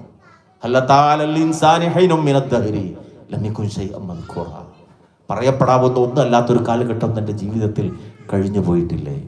ആ ഉമ്മയുടെ ഗർഭാശയത്തിൽ അതിൻ്റെ ഭിത്തിയിൽ അള്ളിപ്പിടിച്ച് വളരുന്ന ഒരു ഭ്രൂണമായി മാറിയപ്പോൾ ആ ശരീരത്തിൽ പ്രതികരണം ഉണ്ടായി. ഇഷ്ടപ്പെട്ട ഭക്ഷണം കഴിച്ചാൽ ഛർദ്ദിക്കുന്ന അവസ്ഥ വന്നു. ഇഷ്ടപ്പെട്ട മത്സ്യത്തിന്റെ ഗന്ധം താങ്ങാൻ കഴിയാത്ത ദുർഗന്ധമായി അനുഭവപ്പെടുന്ന അവസ്ഥ വന്നു. വഹ്നൻ അലാ വഹ്ൻ, പ്രയാസത്തിന് മേൽ പ്രയാസം. എത്ര ബുദ്ധിമുട്ടാണ് സഹിച്ചത്. 9 മാസവും 10 ദിവസവും തുല്യതയില്ലാത്ത ത്യാഗം. അത് കഴിഞ്ഞ് ലോകത്തെ തുല്യതയില്ലാത്ത വേദന, പ്രസവ വേദന, അതനുഭവിച്ചു ആ ഉമ്മ നമുക്ക് വേണ്ടി. ഈ ഭൂമിയിലേക്ക് നമ്മൾ പിറന്നു വീണു. നമ്മൾ കൊച്ചായിരുന്നൊരു കാലം ഉണ്ടായിരുന്നല്ലോ, തൊട്ടിലിൽ കിടന്ന് കരയുന്ന സമയം, കട്ടിലിൽ ഒരു തുണിക്കഷ്ണത്തിൽ ഉമ്മ കിടത്തിയിരുന്ന കാലം നമുക്കൊക്കെ ഉണ്ട്. കുളിക്കാൻ വേണ്ടി പോയി, കുളി കഴിഞ്ഞ് ആ തോർത്തുമുണ്ട് മുടിക്കു ചുറ്റിലും ഭംഗിയായി വൃത്തിയായി കെട്ടിവെച്ച് അടുക്കളയിൽ ജോലി ആരംഭിച്ചപ്പോഴാണല്ലോ നമ്മൾ ഉറക്കിൽ ഉണർന്ന് കരഞ്ഞത്. ഓടി വന്നു, വാരിയെടുത്തു, നെഞ്ചോട് ചേർത്തു. ഏറ്റവും വിലപിടിപ്പുള്ള ആ നെഞ്ചിൽ നിന്ന് വരുന്ന അമൃതം, ആ പാല് നമുക്ക് തന്നു. ആ സമയത്ത് ഉമ്മ എൻ്റെ മടിയിൽ നമ്മളൊരു സമ്മാനം കൊടുത്തു, മഞ്ഞ നിറത്തിൽ. മടിയെ, ഉമ്മയുടെ മടിത്തട്ടിനെ നമ്മൾ ടോയ്ലറ്റാക്കി മാറ്റി. പക്ഷെ ആ സമയത്ത് കള്ളാ പറ്റിച്ചില്ലേ എന്ന് പറഞ്ഞ് നമ്മുടെ കവളിൽ ഉമ്മ തന്നു. കൊച്ചു കള്ളിനെ പറ്റിച്ചില്ലേ എന്ന് പറഞ്ഞ് നമ്മുടെ കവളിൽ ഉമ്മ തന്നു. സ്വന്തം മടിയിൽ കാഷ്ടിച്ച ഒരാളുടെ കവളിൽ മുത്തം നൽകാൻ ലോകത്തൊരൊറ്റ വ്യക്തിക്കേ സാധിക്കുള്ളൂ. ആ വ്യക്തിയുടെ പേരാണ് ഉമ്മ എന്നത്. രാത്രി വൈകി ഒന്നുറങ്ങണമെന്ന് ആഗ്രഹിച്ചപ്പോ തൊട്ടിലയിൽ നിന്ന് നമ്മൾ ഉണർന്നെഴുന്നേറ്റു. രാവേറെ ചെല്ലുന്നവരെ കരഞ്ഞും പിഴിഞ്ഞും കഴിച്ചു കൂട്ടിയപ്പോൾ ഒരു പരാതിയില്ലാതെ താരാട്ട് പാടി രാത്രിയെ പകലാക്കി മാറ്റി പ്രിയപ്പെട്ട നമ്മുടെ ഉമ്മ. വളർന്ന് നടക്കാൻ തുടങ്ങിയ പ്രായമായപ്പോൾ ഉപ്പ കൊണ്ടുവന്ന പലഹാരങ്ങൾ മക്കളായ നമ്മൾ വീതിച്ചെടുത്ത് 4 മക്കളുള്ള ഇടത്തേക്ക് ഉപ്പ കൊണ്ടുവന്ന 5 ആപ്പിള് 4 നമ്മൾ തിന്ന് 5ാമത്തേത് ഉമ്മയുടെ വിഹിതമായി കൊടുക്കാൻ ശ്രമിച്ചപ്പോ വേണ്ട മക്കളെ, ഉമ്മക്ക് ആപ്പിളില്ല എന്ന് പറഞ്ഞ ഒരു ഉമ്മയെ നമുക്ക് ഓർമ്മയില്ല സഹോദരങ്ങളെ. ഇഷ്ടല്ലായിട്ടല്ല, 5ാമത്തേതും മക്കൾ തിന്നട്ടെ എന്ന് ആഗ്രഹിച്ചിട്ടാണ്. റസൂലുള്ളാഹി സ്വല്ലല്ലാഹു അലൈഹി വസല്ലമയുടെ ജീവിതത്തിൽ ഒരു സംഭവം ആയിഷ റളിയല്ലാഹു തആല ഉദ്ധരിക്കുന്നുണ്ടല്ലോ. വിശന്നൊട്ടിയ 2 മക്കളെയുമായി കയറി വന്ന ഒരു ഉമ്മ വീട്ടിലേക്ക്. ആയിഷ റളിയല്ലാഹു തആല വീട്ടിൽ പരുതാണ്, 3 ഈത്തപ്പഴം മാത്രമാണ് വീട്ടിലുള്ളത്. അതെടുത്തുകൊണ്ടുവന്ന് ആ 3 ഈത്തപ്പഴം ആ സ്ത്രീക്ക് കൊടുക്കുന്നു. തന്റെ പിഞ്ചു മക്കൾക്ക് ഓരോരുത്തർക്കും ആ ഈത്തപ്പഴം ആ സ്ത്രീ നൽകുന്നവർ ആർത്തിയോടുകൂടി അത് കഴിക്കുന്നു. ശേഷം ഉമ്മയുടെ കയ്യിലിരിക്കുന്ന 3ാമത്തെ ഈത്തപ്പഴത്തിലേക്ക് മക്കൾ പ്രതീക്ഷയോടുകൂടി നോക്കിയപ്പോ വിശന്നൊട്ടിയ വയറിന്റെ ഉടമയായ ആ ഉമ്മ തന്റെ വിഹിതമായ 3ാമത്തെ ഈത്തപ്പഴം 2ആയി ചീന്തിയിട്ട് 2 മക്കൾക്കും നൽകുകയാണ്. ആയിഷ റളിയല്ലാഹു തആല ആ രംഗം നോക്കി നിൽക്കുന്നു. അല്പനിമിഷം കഴിഞ്ഞ് റസൂലുള്ള വീട്ടിലേക്ക് വന്നപ്പോ ഈ സംഭവത്തെ കുറിച്ച് പറയാണ്. റസൂൽ സല്ലല്ലാഹു അലൈഹി വസല്ലം പറഞ്ഞു, ആ സ്ത്രീ ആ കർമ്മത്തിലൂടെ സ്വർഗാവകാശിയായി മാറിയിരിക്കുന്നു. ഉമ്മാക്ക് മാത്രമേ അത് കഴിയുള്ളൂ. വേണ്ട മക്കളെ, ഉമ്മാക്ക് ഇഷ്ടല്ല എന്ന് ഉമ്മ പറയുന്നത് ഇഷ്ടമല്ലാത്ത കൊണ്ടല്ല, അതുകൂടി മക്കൾ കഴിക്കട്ടെ എന്നാഗ്രഹിച്ചുകൊണ്ടാണ്. ആ ഉമ്മാനെ എന്നൊന്ന് ഓർക്കാൻ അതൊരടയാളം തന്നു എനിക്കും നിങ്ങൾക്കൊക്കെ, ആണിനും പെണ്ണിനൊക്കെ. മുച്ചിറി ഉണ്ടെങ്കിൽ ഇന്ന് നമുക്കറിയാം, പ്ലാസ്റ്റിക് സർജറി കൊണ്ട്, ഓപ്പറേഷൻ കൊണ്ട് മാറ്റിയെടുക്കാം. മുഖത്ത് വൈകല്യം ഉണ്ടെങ്കിൽ, പല്ലിന്റെ ഷേപ്പിൽ മാറ്റുണ്ടെങ്കിൽ പ്ലാസ്റ്റിക് സർജറിയിലൂടെ അത് മാറ്റിയെടുക്കാം. ഒരു ഓപ്പറേഷൻ കൊണ്ട് മായ്ച്ചു കളയാൻ കഴിയാത്ത ഒരടയാളം പ്രിയപ്പെട്ട ഉമ്മ നമുക്ക് തന്നിട്ടുണ്ട്. 9 മാസവും 10 ദിവസവും ആ ഗർഭാശയത്തിൽ നമ്മൾ കിടന്നപ്പോ ഉമ്മയുടെ ശരീരത്തിൽ നിന്നാണ് ആവശ്യമായതെല്ലാം നമ്മൾ സ്വീകരിച്ചത്. ഒരു കണക്ഷൻ വയറിലൂടെ. ജനിച്ചപ്പോ ആ വയറ് മുറിച്ചു നേഴ്സ്. ശുശ്രൂഷിക്കുന്ന വീട്ടിലേക്ക് ആ കാലത്ത് ഉണ്ടായിരുന്ന സ്ത്രീ മുറിച്ചു കളഞ്ഞതാണ്. പക്ഷെ മുറിച്ചിട്ടും അടയാളം അവിടെ ബാക്കിയാക്കി വയറിന്റെ താഴ്ഭാഗത്ത്. ഓർക്കാൻ ഇന്ന് ആ ഉമ്മ വീടിന്റെ വരാന്തയിലിരുന്ന് നീട്ടിത്തുപ്പുമ്പോ മാർബിൾ പതിച്ച ആ കൊലായിൽ ആ തുപ്പലോ കഫോ അല്പം പതിച്ചാൽ എന്തേ കാട്ടിയത് എന്ന് ദേഷ്യത്തോടു കൂടി ചോദിക്കുമ്പോ ഈ അടയാളം വിളിച്ചു പറയുന്നുണ്ട്, മോനെ നീ കാഷ്ടിച്ചിരുന്നത് ആ മടിയിലാണ്. നാത്തൂനോടുള്ള ദേഷ്യം ഉമ്മാനോട് തീർക്കുന്ന സഹോദരി ഈ അടയാളം വിളിച്ചു പറയുന്നുണ്ട്. ആ ഉമ്മ അനുഭവിച്ച ത്യാഗം, കഷ്ടപ്പാട്. അതുകൊണ്ട് അള്ളാന്റെ കൽപ്പന, ഫലാ തഖുല്ലഹുമാ ഉഫിൻ വലാ തൻഹർഹുമാ വഖുല്ലഹുമാ ഖൗലൻ കരീമാ. എന്ന വാക്ക് പോലും പറയരുത്. മാന്യമായ വാക്കായിരിക്കണം സംസാരിക്കേണ്ടത്. ഉമ്മ ആദരിക്കപ്പെടുന്ന വീടാകണം സത്യവിശ്വാസിയുടെ വീട്. അള്ളാഹ് തന്ന രാജകുമാരിയാണ് നമ്മുടെ ഉമ്മ. സ്വർഗം നേടാൻ. രണ്ടാമത്തൊരു വ്യക്തി ഉപ്പ, പാവം. ഒരു പരാതി ഒരാളോട് പറയില്ല, ഒരു വിഷമം ആരുടെ മുമ്പിലും പറയില്ല. സ്കൂളിൽ പോകുന്ന കാലത്ത് പലതവണ നമ്മൾ പല ആവശ്യത്തിന് പണം ചോദിച്ചിട്ടുണ്ട്. കയ്യിലില്ലാതിരുന്നാലും നമ്മളോട് പറയും, നാളെ കൊടുക്കാം മോനെ, ഫീസ് നാളെ കൊടുക്കാം, നാളേക്ക് ഉപ്പ കടം വാങ്ങി തരും. ഞാൻ ഇപ്പോഴും ഓർക്കുന്നുണ്ട്, വീട്ടിൽ നിന്ന് ഇറങ്ങി പോകുന്ന സന്ദർഭം. ഫറൂഖ് കോളേജിൽ ഡിഗ്രിക്ക് പഠിക്കുന്ന സമയത്ത് ഒരു റെക്കോർഡ് വാങ്ങാൻ അന്ന് 15 രൂപയാണ്. ചോദിച്ചപ്പോൾ ഉപ്പാന്റെ കയ്യിലില്ല. 1 കിലോമീറ്റർ നടക്കണം ബസ് സ്റ്റോപ്പിലേക്ക്. ഞാൻ ബസ് സ്റ്റോപ്പിലെത്തിയപ്പോൾ ഒരു സഹോദരൻ എനിക്ക് 15 രൂപ തന്നു. എവിടുന്ന? അങ്ങാടിയിലെ കടയിൽ നിന്ന് എനിക്കത് വാങ്ങിത്തരാൻ വേണ്ടി ഉപ്പ ഏൽപ്പിച്ചതായിരുന്നു. ഒരു 15 രൂപ ഇല്ലാത്തത് കൊണ്ട് എന്റെ മകൻ പഠിക്കാതെ പോകരുത് എന്ന പിതാവിന്റെ ആഗ്രഹമാണ്. സഹോദരന്മാർ, നമ്മുടെ ഉപ്പ ഇന്ന് ശരീരം ശോഷിച്ചു പോയിട്ടുണ്ടെങ്കിൽ, നമ്മുടെ ഉപ്പ ഇന്ന് ദുർബലനായി മാറിയിട്ടുണ്ടെങ്കിൽ, എനിക്കും നിങ്ങൾക്കും വേണ്ടി ജീവിതത്തിൽ അനുഭവിച്ച ത്യാഗവും കഷ്ടപ്പാടുമാണ്.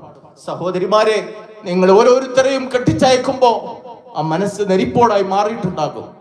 വിലപിടിച്ച ഭൂമി നിങ്ങൾക്ക് വേണ്ടി ഉപ്പ വിറ്റിട്ടുണ്ടാകും. കെട്ടിച്ചയച്ചു കഴിഞ്ഞാലും ആ വീട്ടിൽ അവൾ ദുഃഖിക്കരുതേ എന്നായിരിക്കും ആ ഉപ്പ ആഗ്രഹിച്ചിട്ടുള്ളത്. ഉപ്പ അനുഭവിക്കുന്ന ത്യാഗം, പ്രയാസങ്ങൾ ആരുടെ മുമ്പിലും അറിയിക്കാത്ത ഉപ്പയുടെ ത്യാഗം ജീവിതത്തിൽ തുല്യതയില്ലാത്തതാണ്.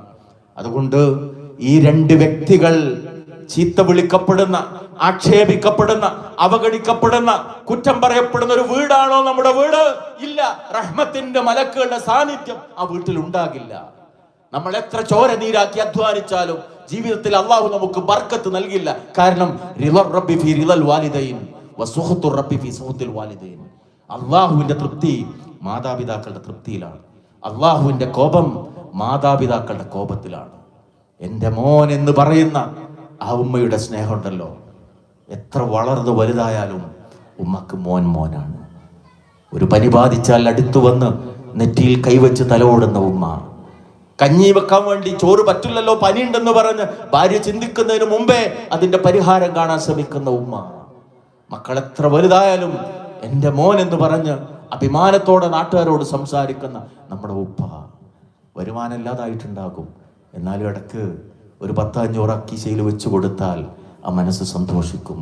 കാരണം വരുമാനമല്ല, തൃപ്തിയോടുകൂടിയാകണം അവർ ജീവിക്കേണ്ടത്.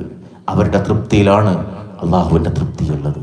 നിസ്സാര പ്രശ്നത്തിന്റെ പേരിൽ ആ ഉമ്മയും ഉപ്പയും അങ്ങോട്ടും ഇങ്ങോട്ടും തട്ടിക്കളിക്കുന്ന അവസ്ഥയാണെങ്കിൽ, മൂത്ത മകന് ജോലിയുണ്ട്, അവൻ കുറെ ദൂരെ പോയിട്ട് അവിടെ കുടുംബത്തോടൊപ്പം സുഖമായി കഴിയുന്നു, ഇളയ അനുജന്റെ അടുക്ക് തറവാട്ടിൽ ആ ഉമ്മയും ഉപ്പയുള്ളത്, അവനാണ് വരുമാനമില്ല. എത്ര കുടുംബങ്ങളുണ്ട് സഹോദരങ്ങൾ, എത്ര അവസ്ഥയിൽ. ഇടക്കൊക്കെ ആ വലിയ സുജായിന്റെ ഒരു ഫോൺ ഉണ്ടാവും, പാപ്പാക്ക് സുഖമല്ലേ ഉമ്മാക്ക് സുഖമല്ലേ എന്ന് 2 പെരുന്നാളിന് മാത്രം അവന്റെ ഒരു വിളി. ഇവിടെ ജോലിയില്ലാത്ത അനുജൻ മരുന്ന് വാങ്ങാൻ വേണ്ടി കഷ്ടപ്പെടുന്ന അവസ്ഥ. അള്ളാഹുവിന്റെ ശിക്ഷ ഇറങ്ങും സഹോദരങ്ങളെ. മക്കളെല്ലാവരും മാതാപിതാക്കളുടെ കാര്യത്തിൽ ഒരേപോലെ ബാധ്യതയുള്ളവരാണ്. സന്തോഷത്തോടുകൂടി വേണം അവർ ഈ ലോകത്ത് നിന്ന് വിട പറയേണ്ടത്. അതിനാവശ്യമായ നിലക്കുള്ള പരിചരണവും സ്നേഹവും നമ്മിൽ നിന്ന് ലഭിക്കണം. ആ വിധത്തിൽ ഉമ്മയും ഉപ്പയും ആദരിക്കപ്പെടുന്ന, സ്നേഹിക്കപ്പെടുന്ന, അവർക്ക് പരിചരണം നൽകാൻ മത്സരിക്കുന്ന മക്കളുള്ള ഒരു വീടാക്കി നമ്മുടെ വീടിനെ മാറ്റാൻ വേണ്ടി നമ്മൾ ശ്രമിക്കുക. 3ാമത്തെ ഘടകം അള്ളാഹു നൽകിയ വലിയ സൗഭാഗ്യമായ നമ്മുടെ സന്തതികളാണ്. അത് അള്ളാഹിന്റെ സമ്മാനമാണ്. ലില്ലാഹി മുൽക്കുസ് സമാവാതി വൽ അർദ് യഹബു ലിമൻ യശാഉ ഇനാസൻ വയഹബു ലിമൻ യശാഉ ദുക്കൂർ ഔ യുസവ്വിജുഹും ദുക്റാനും വഇനാസ. അള്ളാഹുവിനാണ് ആകാശ ഭൂമികളുടെ അധികാരം മുഴുവൻ. ചിലർക്ക് അവൻ പെൺമക്കളെ നൽകും, ചിലർക്ക് ആൺമക്കളെ നൽകും. ചിലർക്ക് അവൻ ആൺമക്കളെയും പെൺമക്കളെയും നൽകും. ചിലരെ അവൻ വന്ധ്യരാക്കുകയും ചെയ്യും. അത് അള്ളാഹിന്റെ കഴിവിൽപ്പെട്ടതാണ്. മനുഷ്യനൊന്നും സാധിക്കാത്ത കാര്യം സന്താനങ്ങളെ ഉൽപ്പാദിപ്പിക്കുക എന്നുള്ളത്. വർഷങ്ങൾ കഴിഞ്ഞിട്ടും മക്കളില്ലാതെ ചികിത്സ നടത്തിയ ദമ്പതികളോട് ഡോക്ടറുടെ ഉപദേശം, 2 ആൾക്കും ഒരു കുഴപ്പമില്ല, പ്രാർത്ഥന മാത്രമേ ഫലമുള്ളൂ. അതെ, പ്രാർത്ഥന മാത്രമേ ഫലമുള്ളൂ. അള്ളാഹ്ക്ക് മാത്രം കഴിയുന്ന കാര്യം. ആ റബ്ബ് നമുക്ക് നൽകിയിട്ടുള്ള സമ്മാനമാണ് നമ്മുടെ സന്തതികൾ. അതുകൊണ്ട് ഒരു സമ്മാനം നമുക്ക് കിട്ടിയാൽ തീർച്ചയായും ആ സമ്മാനം തന്നവരോട് നമ്മൾ നന്ദി കാണിക്കുന്നുവെങ്കിൽ, ഒരു മൊബൈൽ അളിയൻ ഗൾഫിൽ നിന്നുമ്പോൾ തന്നാൽ എത്ര വലിയ കൂറും നന്ദിയുമാണ് ആ അളിയനോട് നമ്മൾ കാണിക്കുക. സമ്മാനം ആര് തന്നാലും ഏറ്റവും വലിയ സമ്മാനം റബ്ബിന് മാത്രം നൽകാൻ സാധിക്കുന്ന സമ്മാനമാണ് നമ്മുടെ സന്തതികൾ. സത്യവിശ്വാസിയുടെ പ്രാർത്ഥന, ഇബ്രാഹിം അലൈഹി സ്വലാമിന്റെ പ്രാർത്ഥന, റബ്ബി ഹബ്ലി മിനസ് സ്വാലിഹീൻ, നല്ല സന്തതികളെ റബ്ബേ നീ എനിക്ക് നൽകണമേ. അൽമാലു വൽ ബനൂന സീനത്തുൽ ഹയാത്തിദ് ദുനിയ വൽ ബാഖിയാത്തുസ് സ്വാലിഹാത്തു ഖൈറുൻ ഇൻദ റബ്ബിക സവാബൻ വഖൈറുൻ അമലാ. സൂറത്ത് കഹ്ഫിലൂടെ അല്ലാഹു പഠിപ്പിക്കുന്ന കാര്യമാണ്. സ്വത്തും സന്താനങ്ങളും ഐഹിക ജീവിതത്തിന്റെ അലങ്കാരമാണ്. ഈ ദുനിയാവിന്റെ അലങ്കാരമാണ് നമ്മുടെ സന്തതികൾ. ഇവിടെ ഈ പാരിതോഷികം റബ്ബിൽ നിന്ന് കിട്ടിയാൽ നമുക്ക് ചില ബാധ്യതയുണ്ട്. ആ ബാധ്യതയാണ് മഹാനായ ലുഖ്മാൻ അലൈഹിസ്സലാം നിർവഹിക്കുന്നത്. സൂറത്ത് ലുഖ്മാനിലെ 14 മുതൽ 19 ആയത്ത് വരെയുള്ള ആയത്തുകളിൽ നമുക്ക് കാണാൻ സാധിക്കുന്നത്. യാ ബുനയ്യ എന്ന് വിളിച്ചുകൊണ്ട് ലാ തുശ്രിക് ബില്ലാഹ്, ശിർക്ക് ചെയ്യരുത്. ബാപ്പാന്റെ മോനെ ഒരിക്കലും ശിർക്കിലേക്ക് പോകരുത്.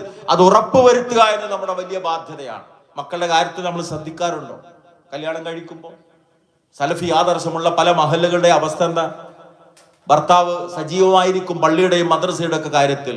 ഭാര്യ പലപ്പോഴും പറയെന്താ, മരിച്ചാൽ മാത്രമേ ഞാൻ പള്ളിയിൽ പോവുള്ളൂ. ഒരു ഖുർആൻ ക്ലാസ്സിന് അവൾ പോകില്ല, പള്ളിയിൽ അവൾ പോകില്ല, ദീനിന്റെ ഒരു മജ്‌ലിസിൽ അവൾ ഉണ്ടാകില്ല. കാരണം കല്യാണം കഴിച്ചു കൊണ്ടുവന്നത് ശിർക്കിന്റെ തറവാട്ടിൽ നിന്നാണ്, വിട്ടുവീഴ്ചയില്ലാത്ത.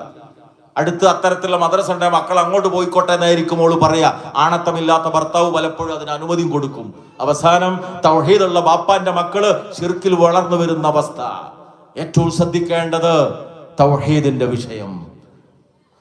കാരണം ഇന്നഹു മയ്യുശ്രിക് ബില്ലാഹ് ഫഖദ് ഹറമല്ലാഹു അലൈഹിൽ ജന്ന. ആരെങ്കിലും അല്ലാഹുവിൽ ശിർക്ക് വെച്ചാൽ സ്വർഗ്ഗം ഹറാമാക്കി. റബ്ബവന് സ്വർഗ്ഗം ഹറാമാക്കി. മറ്റൊരു വിഷയത്തിലും അത്ര ഗൗരവത്തിൽ പറഞ്ഞിട്ടില്ല. അതുകൊണ്ട് വിവാഹത്തിന്റെ സമയത്തൊക്കെ അങ്ങേറ്റം ശ്രദ്ധിക്കേണ്ടുന്ന വിഷയമാണ് ആദർശ പൊരുത്തം എന്ന് പറയുന്നത്. ലുഖ്മാൻ അലൈഹിസ്സലാമിന്റെ ഒന്നാമത്തെ ഉപദേശം, മോനെ നീ ശിർക്ക് ചെയ്യരുത്, കാരണം ഇന്ന ശിർക്കുൽ ദുൽമുൻ അദീം, അത് അങ്ങേറ്റം ഗൗരവതരമായ അക്രമാണ്, തിന്മയാണ് എന്നുള്ളതാണ്. കൂടെ നൽകുന്ന ഉപദേശത്തിൽ കാണാം, യാ ബുനയ്യ ഇന്നഹാ ഇൻ തകും മിസ്ഖാല ഹബ്ബത്തിൻ മിൻ ഖർദലിൻ ഫതകും ഫി സഖറത്തിൻ ഔ ഫി സമാവാതി ഔ ഫിൽ അർദ് യഅതി ബിഹല്ലാഹ്. ജീവിതത്തിന്റെ സ്വകാര്യതകളിൽ അള്ളാഹനെ പേടിക്കാനുള്ള ഉപദേശം. ഈ ഭൂമിയുടെ ഏത് കോണിലാകട്ടെ, പാറക്കുള്ളിലാകട്ടെ, പ്രപഞ്ചത്തിന്റെ എവിടെയാകട്ടെ, അതൊക്കെ അള്ളാഹ് കൊണ്ടുവരും. റബ്ബ് കാണാതെ ഒന്നും നടക്കൂല. ഉപ്പാന്റെ കീശയിൽ നിന്ന് ഉപ്പ ഹാങ്ങറിൽ ഷർട്ട് അഴിച്ചു വെക്കുമ്പോൾ അതിൽ നിന്ന് 100 രൂപ എടുത്തുകൊണ്ട് പോയിട്ട് നീ മിഠായി വാങ്ങിയാൽ, മോനെ നീ അങ്ങനെ ചെയ്താൽ, ഉപ്പ കാണാതെ ചെയ്താലും അള്ളാഹ് കാണും കേട്ടോ. അതല്ലാതെ മക്കളെ മാറ്റിയെടുക്കാൻ വേറെന്ത് മാർഗമാണുള്ളത്? എന്ത് തിന്മ ചെയ്താലും. ഉമ്മാന്റെ മൊബൈൽ എടുത്തുകൊണ്ടുപോയി ഉമ്മ ഉറങ്ങുന്ന സമയത്ത് യൂട്യൂബ് പോയിട്ട് മോശപ്പെട്ട സൈറ്റിലേക്ക് ഞാൻ ഇറങ്ങിയാൽ, ഉമ്മയും ഉപ്പയൊക്കെ ഉറങ്ങിയിട്ടുണ്ട്, ലോകം മുഴുവൻ ഉറങ്ങിയിട്ടുണ്ട്, പക്ഷേ ഉറക്കവും മയക്കവും ബാധിക്കാത്ത റബ്ബ് ഇത് കാണുന്നുണ്ട്. എല്ലാ വാതിലടച്ചാലും അടക്കാൻ കഴിയാത്ത വാതിലാണ് ആകാശലോകത്തിന്റെ വാതിൽ എന്ന ചിന്ത കുട്ടിയുടെ മനസ്സിലുണ്ടാക്കുക എന്നല്ലാതെ തിന്മയിൽ നിന്ന് രക്ഷപ്പെടുത്താൻ വേറെന്ത് മാർഗമുള്ളത്? അതുകൊണ്ട് മക്കളെ ദീന് പഠിപ്പിക്കുക എന്നത് വളരെ പ്രധാനമാണ്. ഭൗതിക വിദ്യാഭ്യാസത്തിന്റെ കാര്യത്തിൽ നമ്മൾ വളരെ ശ്രദ്ധിക്കുന്നവർ തീർച്ചയായും വേണം. കാരണം ഭൗതിക ലോകത്തെ പുരോഗതി എന്ന് പറയുന്നത് ഉയർന്ന വിദ്യാഭ്യാസം തന്നെയാണ്. ഒരു സമൂഹത്തിന്റെ വിജയത്തിന്റെ മാനദണ്ഡം എഡ്യൂക്കേഷൻ, ആ സംശയമല്ല. പക്ഷേ ധാർമ്മികത അത് എവിടുന്ന് കിട്ടും? ഹൈഡ്രജനും ഓക്സിജനും കൂടി ചേർന്നാൽ വെള്ളം ഉണ്ടാകും. H2+2H2 will give 2H2O എന്ന കെമിസ്ട്രിയിലെ ഇക്വേഷൻ അത് ബാലൻസ് ചെയ്യാൻ പഠിച്ചുകൊണ്ട് മാത്രം കാര്യമുണ്ടോ? ആ വെള്ളം ദാഹിക്കുന്ന ഒരു മനുഷ്യന് കൊടുക്കണം എന്നതിലെ പുണ്യം. ആ വെള്ളത്തെക്കുറിച്ച് ചിന്തിക്കണം. അഫറഅയ്തുമുൽ മാഅല്ലദീ തശ്റബൂൻ, കുടിക്കുന്ന വെള്ളത്തെക്കുറിച്ച് ആലോചിക്കുന്നില്ല എന്നുള്ള അള്ളാന്റെ ചോദ്യം. അതിന്റെ കെമിസ്ട്രി പഠിക്കുന്നതോടൊപ്പം അതിന്റെ അത്ഭുതം കണ്ടെത്താൻ പ്രേരിപ്പിക്കണം. എന്ത് വേണം? ഈ ദീന് കിട്ടണം. ഭൗതികമായ വിദ്യാഭ്യാസത്തിന് വേണ്ടി ക്യാമ്പസുകളിലേക്ക് ചെന്ന് അവിടെ ന്യൂ ഇയറിന്റെ തലേന്ന് കുപ്പി വെച്ച് നീട്ടപ്പെടുമ്പോ, മദ്യത്തിന്റെ കുപ്പി നീട്ടിയിട്ട് സുഹൃത്ത് നിർബന്ധിക്കുമ്പോ പറ്റില്ല എനിക്കിത് എന്ന് പറയാൻ സാധിക്കണമെങ്കിൽ, നട്ടലുണ്ടാകണമെങ്കിൽ ആ കുഞ്ഞിന് നേരത്തെ ഈ അറിവ് നമ്മൾ നൽകണം. പെൺകുട്ടികളുടെ കാര്യം ഇന്ന് നമുക്കറിയാം, വളരെ അപകടകരമാണ്. ആൺകുട്ടികളുടെ പ്രത്യേകത അവർ പുറകോട്ട് പോകുന്നു എന്നുള്ളതാണ്. പഠനത്തിൽ അവർ പിറകിലാണ്, മറ്റ് ആക്ടിവിറ്റീസ് ഒക്കെ പിറകിലാണ്. എന്തോ ഒരു തരം എന്താ പറയാ, ഒരു മാന്ദ്യം നമ്മുടെ പുതിയ തലമുറയിൽ ആൺകുട്ടികളെ ബാധിച്ചിട്ടുണ്ട്. വേണമെങ്കിൽ നിങ്ങൾ റിസൾട്ട് വരുമ്പോൾ നോക്കുക. ഞാൻ ചില തെളിവിന്റെ അടിസ്ഥാനത്തിലാണ് പറയുന്നത്. 50 ഫുൾ A+ ഉണ്ടെങ്കിൽ ഞാൻ ജോലി ചെയ്യുന്ന സ്കൂളിൽ അതിന്റെ ശതമാനം 40 പെൺകുട്ടി, 10 ആൺകുട്ടി. 50 USS ഉണ്ടെങ്കിൽ ശരാശരി ഒരു 38-40 പെൺകുട്ടി, 10 ആൺകുട്ടിയായിരിക്കും. എല്ലാം അങ്ങനെയാണ്. 1:4 റേഷ്യോ അല്ല ഏകദേശം ഉള്ളത്. അതിന് നിങ്ങൾ ഏത് മത്സരങ്ങൾ എടുത്തു, പെൺകുട്ടികൾ മുന്നിലാണ്, പഠിക്കുന്നതിലും മുന്നിലാണ്. അതേപോലെ അപകടകരമായ കാര്യമാണ് തിന്മയിലും ഇന്ന് അവരാണ് ഏറ്റവും മുന്നിൽ. അനുഭവസ്ഥരായതുകൊണ്ടാണ് പറയുന്നത്. 7ാം ക്ലാസ്സിലൊക്കെ ഉള്ള കുട്ടികൾ പറയുന്ന വർത്തമാനം കേൾക്കണം. പെൺകുട്ടികൾ ഒരു ഉളുപ്പില്ല, ഒരു നാണവുമില്ല. അവർ പോകുന്ന സൈറ്റുകൾ, എൻ്റെ ഒരു സുഹൃത്ത് കയറിയതില് കുട്ടിയുടെ ഐഡിയയിൽ, സ്വന്തം പെങ്ങളുടെ കുട്ടിയുടെ, എന്നിട്ട് എന്നോട് പറഞ്ഞു, മാഷേ സഹിക്കാൻ പറ്റൂല. 9ാം ക്ലാസ്സിലെ കുട്ടികളാണ്. സ്വന്തം ശരീരഭാഗങ്ങൾ പോലും വീഡിയോകൾ വഴി കാണിച്ചു കൊടുക്കുന്ന അപകടകരമായ അവസ്ഥ. ഉപ്പാക്ക് കാണാൻ പറ്റില്ല, ഉമ്മക്ക് കാണാൻ പറ്റില്ല. കാരണം ഡിലീറ്റ് ചെയ്താൽ പോലും അറിയാത്ത വിധത്തിലുള്ള കോഡുകൾ ഉപയോഗിക്കാൻ അവർക്കറിയാം. ഇതിന്റെ ഒരു ABCD അറിയാത്ത ഉമ്മയും ബാപ്പയാണ് ഫോണിന്റെ ഉടമ. വളരെ അപകടകരമായ അവസ്ഥ. ഞാനിത് പറയുന്ന അല്പം വേദനയോട് കൂടിയാണ്. നിയന്ത്രണം നമ്മൾ നടത്തിയിട്ടില്ലെങ്കിൽ കരയേണ്ടി വരും, ദുഃഖിക്കേണ്ടി വരും. കൃത്യമായ ധാർമ്മിക അധ്യാപനം കൊടുത്തിട്ടില്ലെങ്കിൽ ഒരു ചാൻസ് കിട്ടാൻ നടക്കുകയാണ്. മഗ്‌രിബ് കഴിഞ്ഞാൽ പലപ്പോഴും ഞാൻ CPN എടുത്ത പള്ളി നിസ്കരിച്ചപ്പോൾ തല താഴ്ത്തി നടക്കൽ. കാരണം ഓറിയന്റൽ സ്കൂളിലെ നിയമം അനുസരിച്ച് യൂണിഫോം വേണമെന്നുള്ളതുകൊണ്ട് മഫ്തട്ടാ വരിക. 4:30 അവിടെ നിന്ന് ഇറങ്ങിപ്പോരും. വീട്ടിൽ പോയിട്ട് ഡ്രസ്സ് മാറ്റി വരും. നൈറ്റ് ക്ലാസ്സിന് 6 മണിക്ക് റോട്ടിൽ കാണാം അവരെ കണ്ണ് താഴ്ത്തി നടക്കലാണ്. ആ നിലക്കുള്ള വസ്ത്രം ധരിച്ച് എവിടുന്നാ വരുന്നത്? നിങ്ങൾ രക്ഷിതാക്കൾ പറഞ്ഞയക്കുന്നു. കുറ്റപ്പെടുത്തുന്നതിൽ വേദന വേണ്ട. പലപ്പോഴും തോന്നിപ്പോകാറുണ്ട് ഈ മക്കളുടെയൊക്കെ രക്ഷിതാക്കൾ ആരാണെന്ന്. കോർണർ ക്ലാസ്സുകൾ എടുക്കാൻ പോയിട്ടുണ്ട് കഴിഞ്ഞ വർഷങ്ങളിലൊക്കെ ഒരു ഗണിത അധ്യാപനം എന്നുള്ള നിലയ്ക്ക്. ഞാൻ ഇന്നലെ ഈ സ്റ്റാഫ് മീറ്റിംഗ് പറഞ്ഞു, ഒരു മദ്രസയിൽ ഒരു സ്കൂളിൽ നടക്കുന്ന കോർണർ ക്ലാസ്സിൽ ചെന്നപ്പോൾ ക്ലാസ് എടുക്കാൻ എനിക്ക് കഴിഞ്ഞില്ല. കാരണം യൂണിഫോം വേണ്ടെന്ന് പറഞ്ഞപ്പോൾ ബനിയൻ ക്ലോത്തിലുള്ള ടീഷർട്ട് ഇട്ടിട്ടാണ് പെൺകുട്ടി വന്നത്. 10ാം ക്ലാസ്സിലെ മുമ്പിലെ ബെഞ്ചിൽ തന്നെ ഇരിക്കുന്നു. അധ്യാപകൻ എങ്ങനെ ക്ലാസ് എടുക്കും? സഹോദരങ്ങളെ, എങ്ങോട്ടാണ് നമ്മൾ ഈ തലമുറയെ കൊണ്ടുപോകുന്നത്? അടിച്ചു പൊളിച്ച് കഴിയാൻ ഒരവസരം കിട്ടാൻ കാത്തിരിക്കുകയാണ്. സ്കൂളിൽ ആകെ ഒരു പങ്കെടുക്കുന്ന യൂട്യൂബിലെ പാട്ട് വെച്ചുള്ള തുള്ളല് മാത്രം. വേറെ ഒരു ക്രിയേറ്റീവ് ആക്ടിവിറ്റീസിൽ അവരില്ല. തുള്ള തുള്ള തുള്ള. ഒരു തവണ ടൂറ് ഞാൻ പോയി നിർബന്ധിതനായിട്ട്. ആദ്യത്തെ ദിവസം ഞാൻ വിചാരിച്ചു ഈ തുള്ളലിൽ ക്ഷീണിച്ചിട്ട് രാത്രിയത്തെ തുള്ളൽ കഴിഞ്ഞ് പിറ്റേന്ന് പകലടങ്ങിയിരിക്കുന്നു. പകൽ അതിനേക്കാൾ ശക്തമായി തുള്ളി. 2ാമത്തെ ദിവസം രാത്രി ഞാൻ വിചാരിച്ചു ക്ഷീണിച്ചുറങ്ങും. ആ ദിവസം അതിനേക്കാൾ സജീവമായി. 3 ദിവസവും രാവും പകലും തുള്ളൽ. പിറ്റേത്തെ വർഷം ഞാൻ പറഞ്ഞു മാനേജറോട്, ഇല്ല, എത്ര ലക്ഷം തന്നാലും കൂടെ പോകാൻ ഞാനില്ല. ഈ തലമുറയുമായി മുന്നോട്ട് പോകാൻ പ്രയാസം. 32 വർഷത്തെ സേവനം കഴിഞ്ഞിട്ട് റിട്ടയർ ചെയ്യുന്ന ടീച്ചർ എന്റെ മുഖത്ത് നോക്കി പറഞ്ഞു, മാഷെ 32ാമത്തെ കൊല്ലം ഞാൻ കേൾക്കേണ്ടി വന്നു 5ാം ക്ലാസ്സിലെ കുട്ടിന്റെ വായിന്ന്, എന്ത് നിങ്ങൾക്ക് നിങ്ങളെ കാര്യം നോക്കിയാൽ പോരെ ടീച്ചർ, നിങ്ങൾ എന്തിനാ എന്നെ നന്നാക്കാൻ നോക്കുന്നത്? ആ കുട്ടിക്കും ഉമ്മയും ഉപ്പയുണ്ടല്ലോ, ആ കുട്ടിക്ക് ഉമ്മയും ഉപ്പയുണ്ടല്ലോ. കുറച്ച് ദിവസങ്ങൾക്ക് മുമ്പ് ഇവിടെ മൈക്കിൽ പറയാൻ കഴിയാത്തൊരു വാക്ക് ഒരു പെൺകുട്ടി അധ്യാപകനോട് പറഞ്ഞപ്പോൾ നടപടി എടുക്കേണ്ടി വന്നു. ഇപ്പോൾ ഒരു വലിയൊരു പ്രശ്നം നടപടി എടുക്കാൻ പറ്റൂല എന്നുള്ളതാണ്. കാരണം നടപടി എടുത്തു കഴിഞ്ഞാൽ അന്ന് മുതൽ ഭീഷണി വരിക, നിങ്ങളെ ജോലി ഞാൻ പോക്കും, നിങ്ങൾക്കെതിരെ നിയമ നടപടി സ്വീകരിക്കും. ആരായി പറയുന്നത്? 8ഉം 10ഉം തവണ ക്ഷമാപണം നടത്തി കുട്ടിക്ക് ഉപദേശങ്ങൾ നൽകി കൗൺസിലിംഗ് കൊടുത്ത് ഇനിയൊന്നും ശരിയാവുന്നില്ലെന്ന് കാണുമ്പോൾ രക്ഷിതാക്കളെ വിളിച്ചിട്ട് പറയുന്നത് ഈ കുട്ടി ഇങ്ങനെ മുന്നോട്ട് പോയി സ്കൂൾ മൊത്തം തകരും, അതുകൊണ്ട് ഒരാഴ്ച വീട്ടിലിരുത്തി എന്ന് പറഞ്ഞാൽ അന്ന് ഫോൺ കോളുകളാണ്, ഭീഷണികളാണ്. ന്യായീകരിക്കുന്നു മക്കളെ. എന്റെ കുട്ടി അങ്ങനെ ചെയ്തിട്ടില്ല, അല്ലെങ്കിൽ എന്റെ കുട്ടിന്റെ പേരിൽ മാത്രം എന്തിനാ നടപടി സ്വീകരിക്കുന്നത്? ഓളെ ചങ്ങാഴ്ചകൾ 5-8 ആൾ, ഓന്റെ സുഹൃത്തുക്കൾ 5-6 പേരുണ്ട്. സഹോദരങ്ങളെ, മക്കളെ ന്യായീകരിക്കാൻ നമ്മൾ ശ്രദ്ധിച്ചാൽ അത് അപകടത്തിന്റെ തുടക്കമാണ്. 6 മക്കളുടെ പിതാവാണ് ഞാനും. ഒരു കുട്ടിയും വീട്ടിൽ വന്നിട്ട് സ്കൂളിനെ കുറ്റം പറഞ്ഞാൽ, അധ്യാപകരെ കുറ്റം പറഞ്ഞാൽ ഞാൻ അംഗീകരിക്കാറില്ല. കാരണം അത് കുട്ടികളുടെ പൊതുവുള്ള ഒരു സ്വഭാവമാണ്. എന്തെങ്കിലും കാരണം ഉണ്ടാവും. ഇഷ്ടമല്ലാത്ത ഒരു അധ്യാപകനാണെങ്കിൽ അധ്യാപകനെ കുറ്റം പറയും. അത് കേട്ടിട്ട് അതാണ് സത്യമെന്ന് കരുതി അതിന്റെ പേരിൽ അധ്യാപകരെ ചീത്ത വിളിക്കുന്നു. ഞാൻ ഇന്നും പറഞ്ഞു, ഞാനൊരു അമുസ്ലിം പ്രദേശത്ത് ജീവിക്കുന്ന ആളാണ്. തുറന്നു പറയാണ് കാര്യങ്ങളെല്ലാം. അമുസ്ലിം പ്രദേശത്ത് ജീവിക്കുന്ന ആളാണ്. എൻ്റെ 6 അയൽവാസികളിൽ 5ഉം അമുസ്ലിങ്ങളാണ്, ഒരാൾ മാത്രം മുസ്ലിം. എൻ്റെ തൊട്ടടുത്ത വാർഡ്, വീടിൻ്റെ ഇപ്പുറം റോഡിൻ്റെ തൊട്ടിപ്പുറമുള്ള വാർഡ് മെമ്പർ BJP ആണ്. നിങ്ങൾക്ക് ഏകദേശം മനസ്സിലാവുമല്ലോ പ്രദേശത്തിൻ്റെ അവസ്ഥ. അങ്ങനെയുള്ളൊരു നാട്ടിലാണ് ഞാൻ ജീവിക്കുന്നത്. അങ്ങനെയുള്ളൊരു സ്കൂളാണ് ഞാൻ പഠിച്ചത്. അവിടെയാണ് എൻ്റെ മക്കൾ പഠിക്കുന്നത്. ഞാൻ അത്ഭുതപ്പെട്ട കാര്യം, എത്ര മാന്യമായിട്ടാണ് ആ കുട്ടികളുടെ പെരുമാറ്റം. അധ്യാപകരെ കുറിച്ച് എത്ര മാന്യമായിട്ടാണ് രക്ഷിതാക്കൾ സംസാരിക്കുന്നത്. ഒരു ഇഷ്യൂ ഉണ്ടായി രക്ഷിതാവിനെ വിളിച്ചു വരുത്തിയാൽ എടാപോടാ സംസാരം പലപ്പോഴും കേൾക്കേണ്ടി വരുന്നത്. അധ്യാപകരെ കുറിച്ച് ഓള് എന്ന് തുടങ്ങിയിട്ടുള്ള വാക്കുകളാണ് രക്ഷിതാക്കൾ ഉപയോഗിക്കുന്നത്. ഈ മക്കൾ പിന്നെ എങ്ങനെ നന്നാവും സഹോദരങ്ങളെ? പ്രായത്തിൽ മുതിർന്നവരെ ആദരിക്കണം, അറിവ് നൽകുന്നവരെ ആദരിക്കണം എന്നൊക്കെ പഠിപ്പിക്കപ്പെട്ട ഒരു സമുദായത്തിന്റെ വക്താക്കളാണ് നമ്മൾ കേൾക്കുന്ന അത്ര വയലും, നമ്മൾ കേൾക്കുന്ന അത്ര ഖുർആൻ ക്ലാസും ലോകത്താരെങ്കിലും കേൾക്കുന്നുണ്ടോ സഹോദരങ്ങളെ? പക്ഷെ ഇതൊന്നും കേൾക്കാത്ത ഈ 2 വിഭാഗത്തിന്റെ ഇടയിൽ ജീവിക്കുന്നതുകൊണ്ട് ഞാൻ പറയുന്നത്, ഇതൊന്നുമില്ലാത്ത അന്യ സമുദായം എത്ര മാന്യമായി പെരുമാറുന്നു. മാതാപിതാക്കളോട് എത്ര മാന്യമായി പെരുമാറുന്നു, മുതിർന്നവരോട് എത്ര മാന്യമായി പെരുമാറുന്നു. എന്തേ നമ്മുടെ സമുദായം ഇങ്ങനെ ആയിപ്പോകാൻ കാരണം? എവിടെയോ ചില കുഴപ്പങ്ങളുണ്ട്. ആ കുഴപ്പം പ്രധാനമായി നമ്മുടെ വീട്ടിൽ തന്നെയാണ്. എവിടെയോ വായിച്ച് ഞാൻ ഓർക്കുന്നു, നമ്മൾ സാധാരണ രാവിലെ സുബിയൊക്കെ കഴിഞ്ഞ് ചായ ഉണ്ടാക്കണമെന്ന് കരുതി അടുക്കളയിലേക്ക് കയറിയാൽ ടാപ്പ് തുറന്നാൽ ചളിവെള്ളമാണ് വരുന്നതെങ്കിൽ നമ്മൾ എന്താ ചെയ്യുക?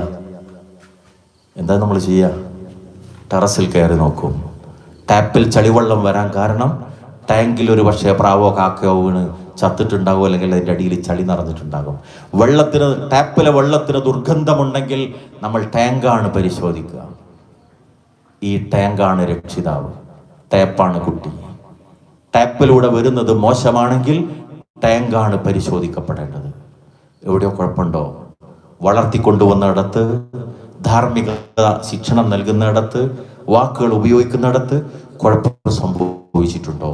ആദ്യം നമ്മൾ സ്വയം വിചാരണ നടത്തൽ ആവശ്യമാണ്. അതുകൊണ്ടാണ് ഞാൻ നേരത്തെ ദാമ്പത്യ ജീവിതത്തെക്കുറിച്ച് സംസാരിച്ചത്.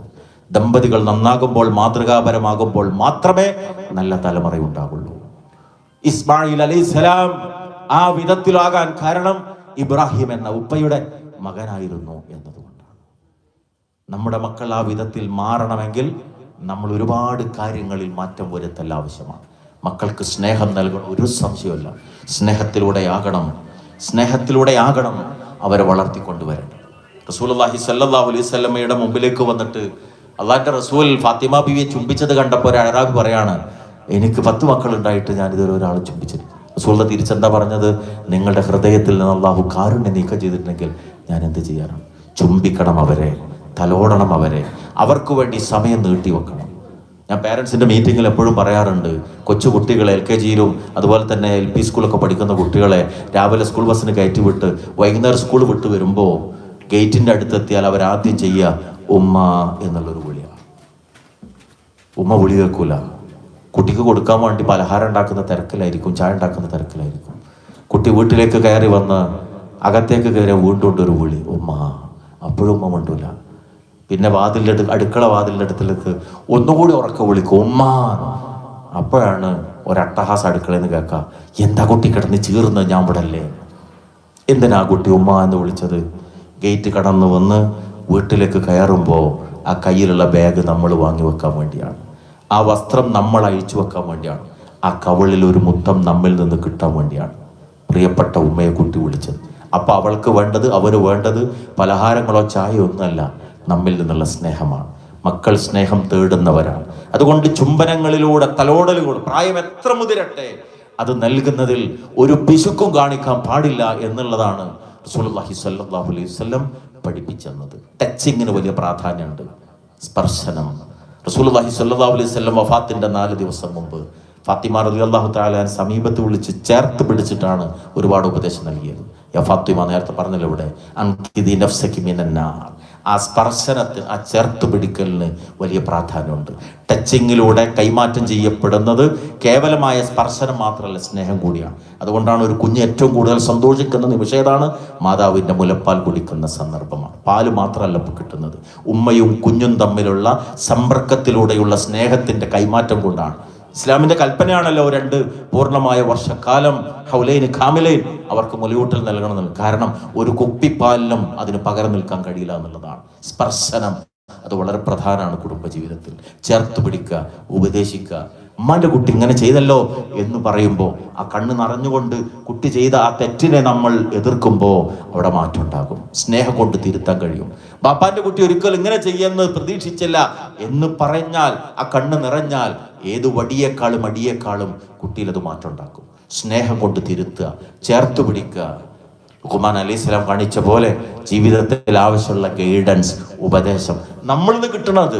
ഞാൻ ഇന്നും ചില ടീച്ചേഴ്സിനോട് പറഞ്ഞു, പുതിയ തലമുറക്കുള്ള വലിയ കുഴപ്പം അധ്യാപകരും വേണ്ടത്ര കാര്യങ്ങൾ ശ്രദ്ധിക്കാത്തത് കൊണ്ടാണ്. കണക്കും സയൻസും മറ്റു വിഷയങ്ങളും മാത്രം പഠിപ്പിച്ചു പോയത് കൊണ്ട് ഈ തലമുറ നന്നാവില്ല. എപ്പോഴും പറയാറുണ്ട് സ്റ്റാഫ് മീറ്റിങ്ങിൽ, ആഴ്ചയിൽ ഒരു 10 മിനിറ്റെങ്കിലും ജീവിതവുമായി ബന്ധപ്പെട്ട കാര്യങ്ങൾ കുട്ടികൾക്ക് പറഞ്ഞു കൊടുക്കണം.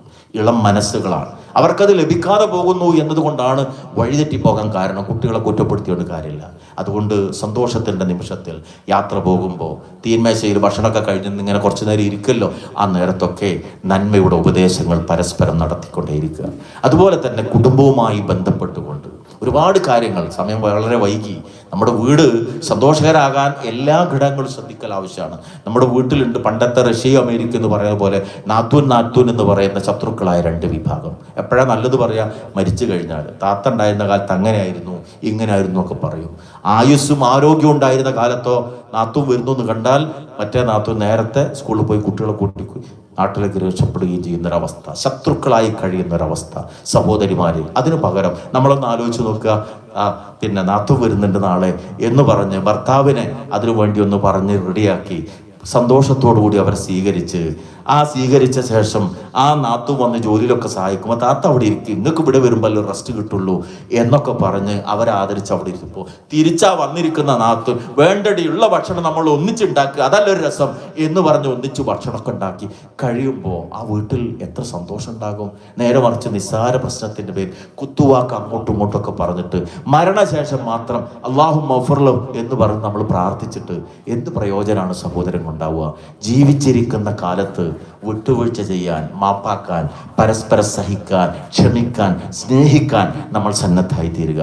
മഹാനായ അബൂബക്കർ സിദ്ദീഖ് റളിയല്ലാഹു അൻഹു, നമുക്കറിയാം അള്ളാഹുവിന്റെ റസൂൽ സല്ലല്ലാഹു അലൈഹി വസല്ലം പറഞ്ഞത്, നിങ്ങൾ മുഴുവൻ ആളുകളുടെ ഈമാൻ ഒരു തുലാസിന്റെ തട്ടിലും അബൂബക്കറിന്റെ ഈമാൻ മറുതട്ടിലും വെച്ചാൽ അബൂബക്കറിന്റെ ഈമാൻ വെച്ച തട്ടാണ് ഭാരം തൂങ്ങുക എന്ന് പറഞ്ഞു. സ്വർഗത്തിലെ എൻ്റെ ഒരു കൂട്ടുകാരനെ കിട്ടുകയാണെങ്കിൽ അബൂബക്കറിനെയാണ് ഞാൻ കൂട്ടുകാരനായി സ്വീകരിക്കാന്ന് പറഞ്ഞു. പക്ഷെ ആ അബൂബക്കർ റളിയല്ലാഹു അൻഹു ആയിഷ ബീവിയുടെ പേരിൽ അപവാദം പ്രചരിപ്പിക്കപ്പെട്ട സന്ദർഭത്തിൽ ആ അപവാദ പ്രചരണത്തിൽ പങ്കാളിയായി തീർന്ന തൻ്റെ കുടുംബത്തിൽപ്പെട്ട സാധുവായ മനുഷ്യൻ അക്കാരണത്താൽ ഞാൻ ഇതുവരെ ചെയ്ത സഹായം നിർത്തി എന്ന് പറഞ്ഞപ്പോഴാണല്ലോ സൂറത്ത് നൂറിൽ ആയത്ത് അല്ലാഹ് ഇറക്കുന്നത്, നിങ്ങൾ അങ്ങനെ പ്രതിജ്ഞ ചെയ്യരുത്, അങ്ങനെ ചെയ്തുകൊണ്ടിരുന്ന ഒരു സഹായം നിർത്തുന്നുള്ള പ്രതിജ്ഞ നിങ്ങൾ ചെയ്യരുത് എന്ന് പറഞ്ഞിട്ട് ആയത്തിന്റെ അവസാനം എന്താ അല്ലാഹ് ചോദിച്ചത്?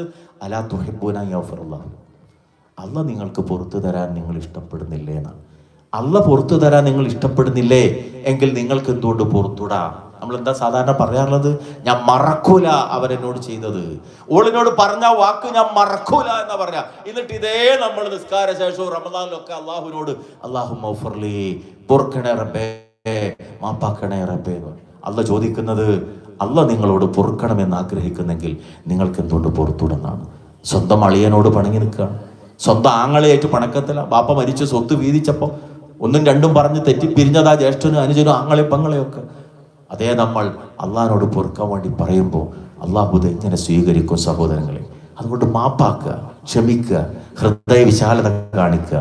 അങ്ങനെയുള്ളൊരു മനസ്സോടുകൂടി വേണം നമ്മൾ റമദാനിനെ സ്വീകരിക്കാൻ. ഞാൻ അവസാനിപ്പിക്കുകയാണ് സഹോദരങ്ങളെ. ഒരു ദിവസം വരാനുണ്ട്.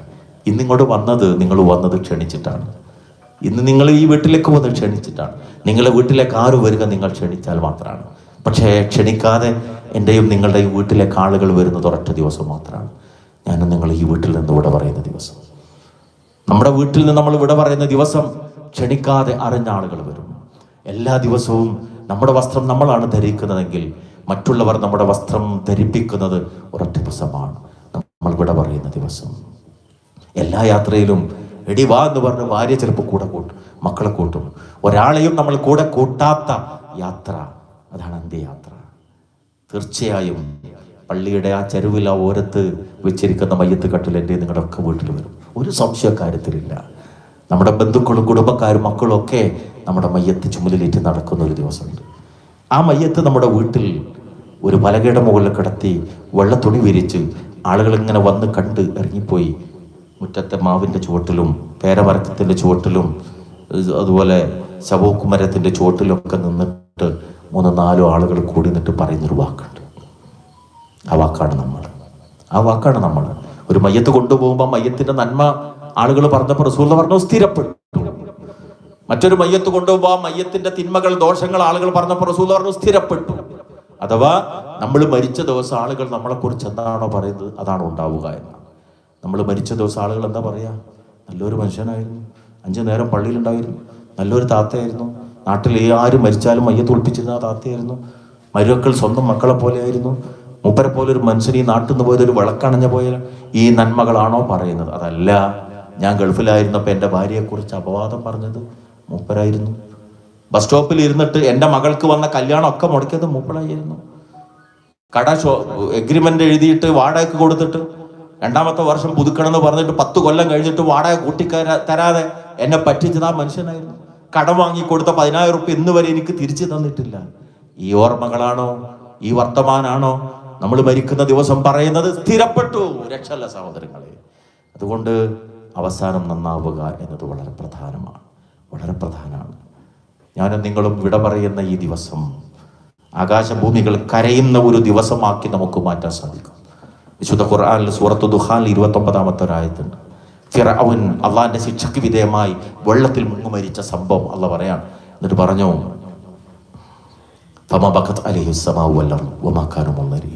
ആകാശവും ഭൂമിയും ഫിർഔനും കൂട്ടർക്ക് വേണ്ടി കരഞ്ഞില്ല, അള്ളാഹ് അവധി നീട്ടിക്കൊടുത്തുമില്ല. അപ്പൊ സഹാബത്ത് ചോദിച്ചു, ആകാശവും ഭൂമിയും കരയോ? റസൂലുള്ളാഹി പറഞ്ഞു, അതെ, മുഅ്മിൻ മരിച്ചാൽ ആകാശവും ഭൂമിയും കരയും, കാഫിർ മരിച്ചാൽ കരയില്ല. ഈ ആയത്ത് വിശദീകരിച്ച് ഇബ്നു അബ്ബാസ് റളിയല്ലാഹു അൻഹു പറഞ്ഞത് 40 ദിവസങ്ങളോളം ആകാശവും ഭൂമിയും കരയും മുഅ്മിന്റെ മരണത്തെ തുടർന്ന്. കാരണം അത്ര വലിയ നഷ്ടമാണ് ഈ ഭൂമിയിൽ ബാക്കി വെച്ചു പോകുന്നത്. എന്നാണ് ഇബ്നു അബ്ബാസ് റളിയല്ലാഹു അൻഹു പറഞ്ഞത്. ലോകം ഉറങ്ങുമ്പോ അള്ളാഹിനെ ഓർത്ത് എഴുന്നേറ്റിട്ട് തഹജ്ജുദ് നമസ്കരിച്ച ആ മുസല്ല നമ്മുടെ മയ്യത്തെടുക്കപ്പെട്ടതിനെ തുടർന്ന് അവിടെ മടക്കി വെക്കപ്പെട്ടിരിക്കുകയാണ്. ആ മുസല്ല കരയുമെന്നാണ്. ദിവസം എടുത്ത് ഓതിയ ഖുർആൻ ഉണ്ടല്ലോ, അത് ഓതപ്പെടാതെ പോവുകയാണ് നമ്മുടെ മരണത്തെ തുടർന്ന്. ആ ഖുർആൻ കരയും. പള്ളിയിലേക്ക് നടന്നുപോയ വഴികളുണ്ടല്ലോ, ദീന് പഠിക്കാൻ വേണ്ടി നമ്മൾ നടന്നുപോയ വഴികളുണ്ടല്ലോ, നമ്മുടെ കാലിന്റെ സ്പർശനമേറ്റ കല്ലും മണ്ണും കരയും. 40 ദിനങ്ങളോളം കരയുമെന്നാണ് ഈ ആയത്തിനെ വിശദീകരിച്ചുകൊണ്ട് സഹാബത്ത് ഉദ്ധരിച്ചത്. സഹോദരങ്ങൾ, ഈ മരണം സൗഭാഗ്യകരമല്ലേ? അതിനെന്ത് വേണം? ജീവിതത്തെ നമ്മൾ നന്നാക്കണം, കുടുംബജീവിതം നന്നാക്കണം, മാതാപിതാക്കളായിട്ടുള്ള ബന്ധം നന്നാക്കണം, മക്കളുമായിട്ടുള്ള ബന്ധം നന്നാക്കണം, ഇടപാടുകൾ നന്നാക്കണം. അതിനുള്ളൊരു അവസരമാണ് ഇൻഷാ അല്ലാഹ് ഇതാ നമ്മുടെ മുന്നിലേക്ക് വരുന്നു. റമളാൻ കരിച്ചു കളയുന്നത്, കഴിഞ്ഞ കാലത്ത് എന്ത് തിന്മകൾ സംഭവിച്ചിട്ട് എല്ലാം മായ്ച്ചു കളയാൻ അള്ളാഹു കാത്തിരിക്കുന്ന പുണ്യമാസം. സൗം എന്ന് പറഞ്ഞാൽ എന്താണ്?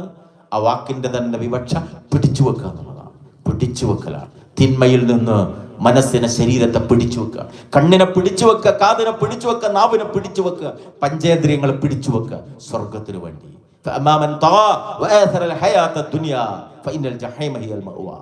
അതിരുവിട്ട് പ്രവർത്തിക്കലാണ് മനുഷ്യന്റെ സ്വഭാവം. ആരതിര് ലംഘിക്കുന്നുവോ തീർച്ചയായും നരകമാകും അവന്റെ സങ്കേതം എന്ന് അള്ളാഹ് പഠിപ്പിച്ചാണ്. അതിരുവിട്ട് പോകുന്നതിൽ നിന്നുള്ള പിടിച്ചു വെക്കലാണ് നോമ്പ്.